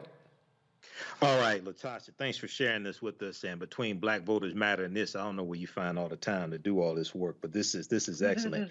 I know one of your new grantee partners is Brown Girls Read from Spartanburg, South Carolina, and they deal with literacy and making African American girls lifelong readers, things like this, and connect this to leadership skills. Can you talk about the importance of literacy, comprehension? And one of the reasons why that organization was created was because it was driven by the 2019 Nation Report Card from the National Assessment of Educational Progress. Can you talk about that?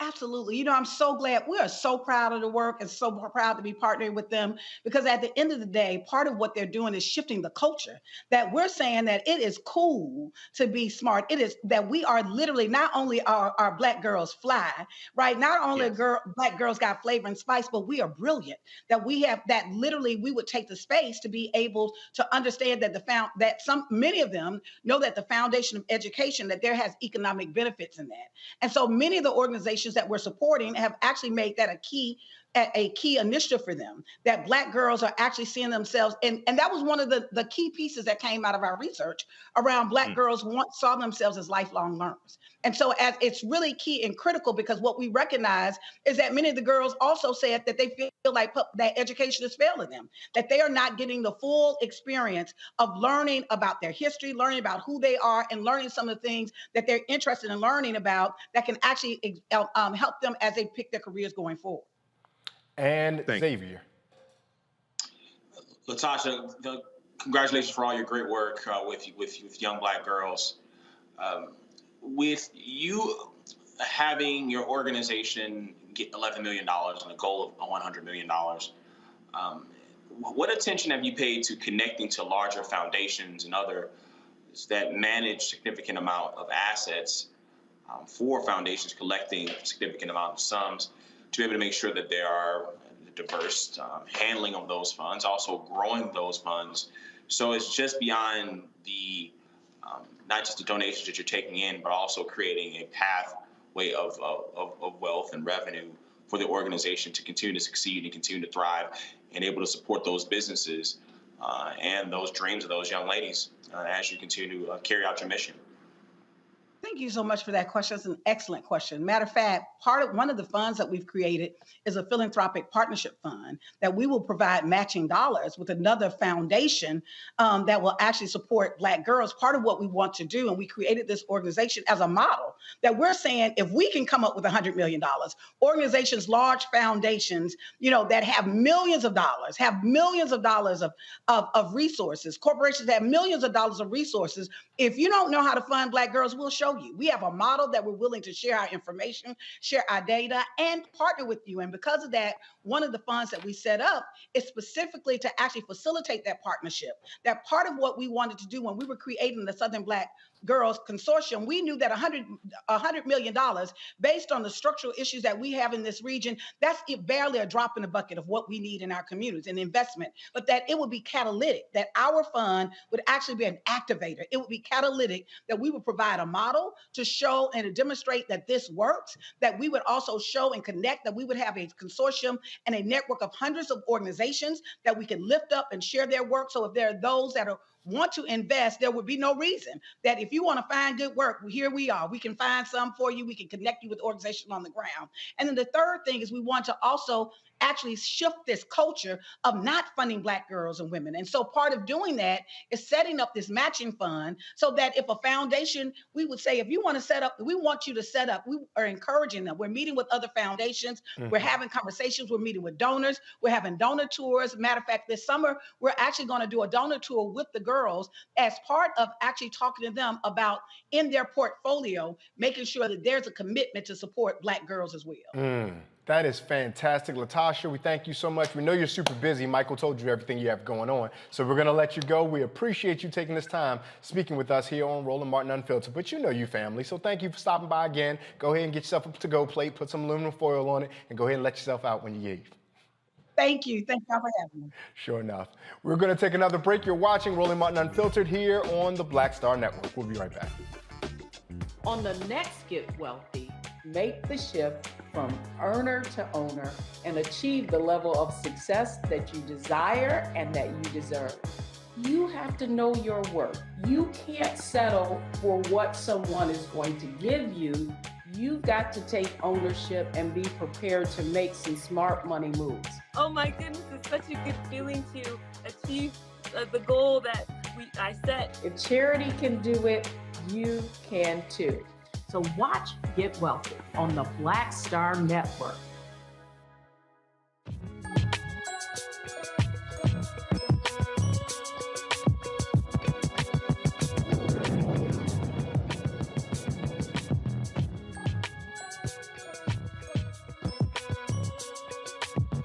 It's Black History Month, yet our children are still reading from textbooks that do not feature people that look like them or celebrate the achievements of our people. Well, B is for Black Brilliance wants to empower young minds and educators with books and materials that amplify the genius of the Black community.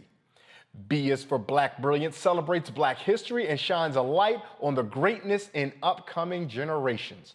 Founder and CEO of Black Brilliance, Shauna Wells, joins me now. Shauna, thank you so much for making time. Tell us a little bit about the book and about what you hope it stimulates in young Black readers. Hey, thanks for having me. It's good to be here. Listen, the book is an agitation tool.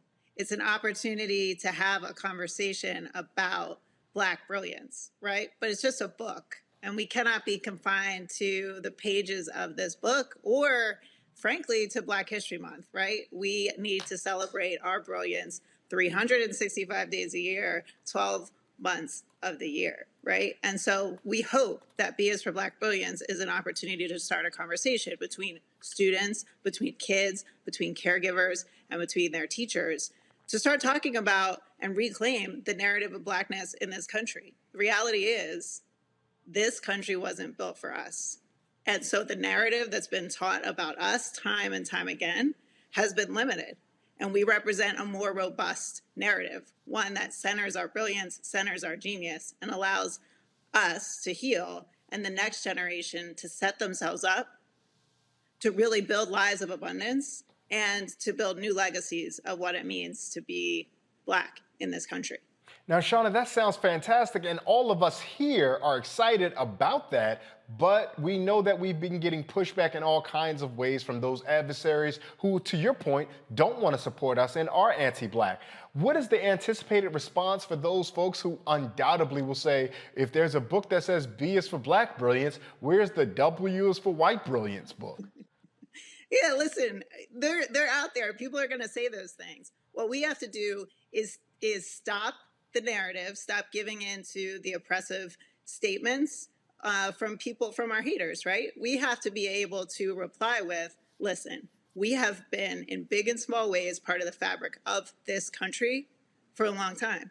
And we have an opportunity now because we have buying power, because we have voting power, we are powerful human beings. We get to take back the narrative in different ways that our ancestors were not able to do. And so great, let them write the book. And let's keep writing our own, and let's keep talking about and centering our stories over and over and over again to rebuild and to take the opportunity to be ourselves, our authentic and true selves. What are some of the ways that you guys aggregate or determine which authors and creators that you want to really amplify and magnify the work for these various illustrations and books? Hey, listen, we're just getting started, right? So this book is an opportunity to highlight a fully Black team that wrote a book together. That is very rare in the industry. In fact, 81% of editors and publishers out there identify as white, which is alarming considering that they're making decisions about what goes in front of our children, right? So the first step is to make a decision that, hey, we want to come together and want to tell different stories. And the book is just 26 individuals. We're just getting started. We have opportunities to highlight artists, to highlight poets, to highlight musicians that haven't been able to be in the mainstream, not because they're not talented, but because they don't have access to the resources that the industry resources that are out there, right? So we're making moves and we're having conversations with people that aren't known, right? We want to talk to the unknown artist, to the unknown illustrator, to the unknown author, to try and get their work out there and to amplify it. Now, we are about excellence, don't get me wrong. Like, we have to have this conversation in an excellent way. And so I'm an educator. I have a team of educators that helps us figure out what do we want to put in front of our kids over and over and over again so that we can be able to embrace fully our brilliance. Well, I'm going to go to the panel in just a second, but one more question for you, just because you said something and it really stuck with me. So how do you make the decisions as what should be put in front of our children? Because there's going to be a lot of folks, even within our community, who may have agreements or disagreements about what they think is the vital or essential evidence of Black brilliance and how it should be communicated to our children. Listen, like this is going to be tough, right? Because it's not been done before in the way that we envision it, right? So first and foremost, we are building a set of criteria that we look at to make decisions about what we put in front of people, what gets airtime and what doesn't. But the other thing is that we are not a monolith. Our stories need to be told in very complex and robust ways. So this is not just me making a decision. This is our team comes together to make decisions about what we put in front of our children. And hopefully we're able to bust this thing out, right? Like, we need to be able to have that 81% number. We have to tackle it and say, hey, listen, we're here, we're gonna make a decision, and we're gonna talk about how we talk about and reclaim our history and our future. Xavier, a question for Shauna Wells? Shauna, thank you for being an aggregator of Black excellence. You said that your healing journey consisted of searching and finding Black excellence, and it spurs you on to create this project. How do you seek to duplicate the healing you receive from finding affirmations of the brilliance of Black expression and Black exceptionalism? And how do you get to plant that into those who intersect with all the different artists that you find and collect and pass on that passion?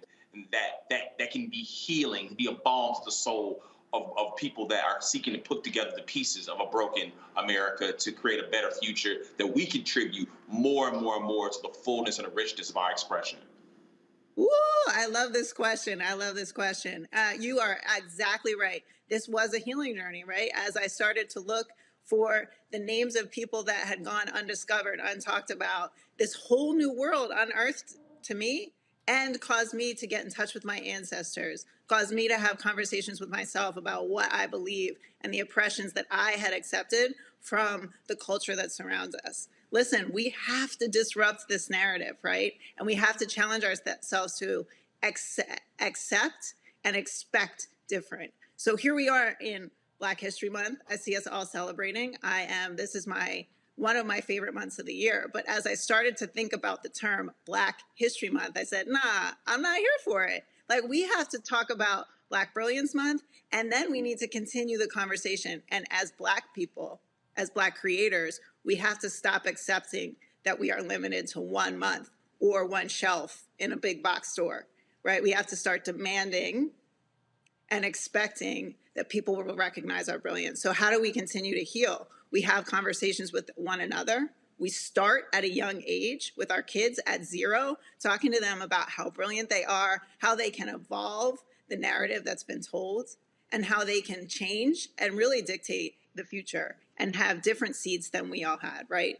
This generation, it's our job to be activists on mindset, right? Not just in the streets, but on mindset, so that the next generation has the framework they need to build out their abundant lives. Michael. Ashe. Yeah, yes. I'm sorry. I didn't want to step on you there, Xavier. My apologies. Michael, your question. All right. Hey, Shauna, this is great. B is for Black Brilliance. So, in reading the article from Medium.com, you talked about how you searched on Google. You did 197 searches. You were trying to find African American inventors and things like this. And you kept coming up with the same 10 names from the Google search. Okay. And can you talk about that process and how that search led to this book? Yeah, I can. So here's the thing, like we all know the names that I found, right? Every Black History Month in schools, and when we talk about Black narratives, we talk about the same people over and over again. Deep respect to the struggle that our ancestors went through, right? And at the same time, we have to start looking for and acknowledging that there are other people out there. So what did that look like? Well, I had this big old Post-it note, right, that I had posted on my wall. And I started writing the names of people that I would find. And then I started talking about that with other Black individuals. Like, hey, have you heard of this person? Have you heard of this person? Have you heard of James West? You know, have we recognized Issa Rae for all of her contributions? And then people started adding to the list.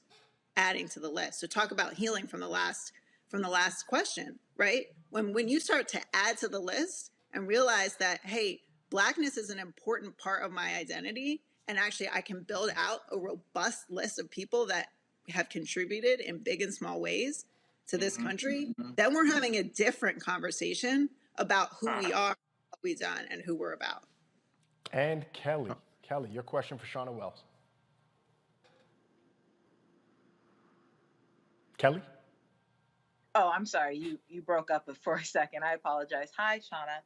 Hey, Kelly. I'm looking on your website right now, and it says regarding your values that one of them is about inclusion and accountability. And I kind of wanted you to expound upon that a little bit, because as wonderful and robust as many people have tried to make Black History Month and Blackness in general, I still see a sense of monolithic visions when it comes to things like that, such as, you know, narrowing the scope of religion regarding Christianity, narrowing how we see LGBT plus Black people in our communities, how I still see others othering them, if that makes any sense. Can you talk about how you are bringing everybody and everything regarding Blackness into the fold, so that it doesn't feel like,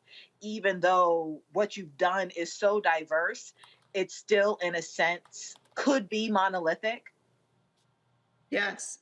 This is the critical nature of this movement, right? Like, we have got to get better at having conversations about the robust narrative of what it means to be Black in this country and beyond it. So I'll tell you about the struggle that I had as I was writing this book. I had so many people trying to talk to me about the Black experience in America.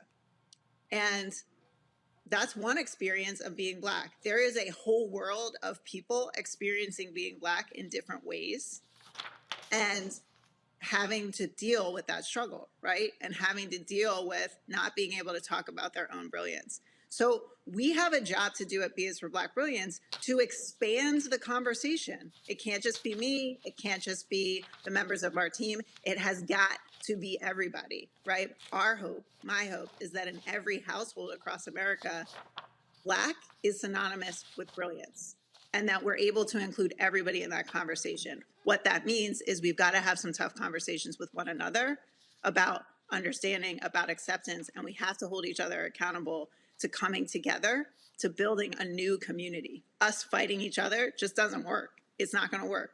We have got to come together to have a conversation about what it means to change mindset around brilliance and Blackness. Shauna, that sounds fantastic. Tell folks where they can find and or follow you to make sure they get all they need to know from what is your work. Yes. Yeah, come see us at bisforblackbrilliance.com. We're just getting started. You can also follow us on Instagram, on Facebook, and on LinkedIn at B is for Black Brilliance. And it has been so nice to have this conversation. Thanks for pushing me as I had it with you. Absolutely. We're grateful for the conversation and grateful for the work that you're doing. Happy Black History Month. We look forward to celebrating B for Black Brilliance in March, April, May, June, July, and subsequently all through the rest of the year. Yes, sir. You mean Black Brilliance Month. Black Brilliance Month. I love it. Thank you so much. Now, before we go, we have more educational news. It's something that I want to remind all of our viewers. I know you have heard it, but I need you to hear it one more time. Here's a reminder for you HBCU juniors or seniors and parents of juniors or seniors. Time is running out for you to apply for that scholarship from Roland and McDonald's. If you attend an HBCU and Thurgood Marshall College Fund member institution, you can submit your application for the chance to receive a $15,000 scholarship. The deadline is February 28th. Go to tmcf.org, tmcf.org for details on how to apply. Now, in addition to the free money, scholarship recipients will also have the opportunity to engage with McDonald's executives working within their respective fields of study. And lastly, we have some sad news to pass along. Longtime journalist and pioneering veteran journalist Askia Muhammad has died. WPFW Radio announced Muhammad's passing on Twitter, saying, "With deep sadness, the family of Askia Muhammad announces his passing of natural causes today at the age of 76. A private service will be held with a memorial planned for a future date. There are no words to express the profound sadness we feel at the passing of our dear brother." For more than 40 years, Muhammad was a fixture on WPFW, The Final Call, and his column appeared regularly in Black-owned newspapers like The Washington Informer. Our dear brother, Askia Muhammad, has become an ancestor at age 76. On a personal note, I first met Askia at the opportunity during Roland's show when we were over on TV1 at News One Now. He was kind, gentle, caring, and encouraging of a young know-it-all journalist who quite honestly knew nothing. I thank Askia for his mentorship, his kindness, his friendship, his encouragement, and ultimately his love for our people. In the words of Fred Hampton, if you love our people and live for our people, you must be willing to die for our people. And in death, we will forever hold dear our brother, Askia Muhammad. With that, I thank our panel. I thank the production staff for all they've done, helped me get through this show. And I thank all of you, the Roland Martin Unfiltered community, all the conversations on YouTube, Facebook, and Twitter. And remember the words of the Yoruba proverb, that if we stand tall, it is because we stand on the backs of those who came before us. Good night.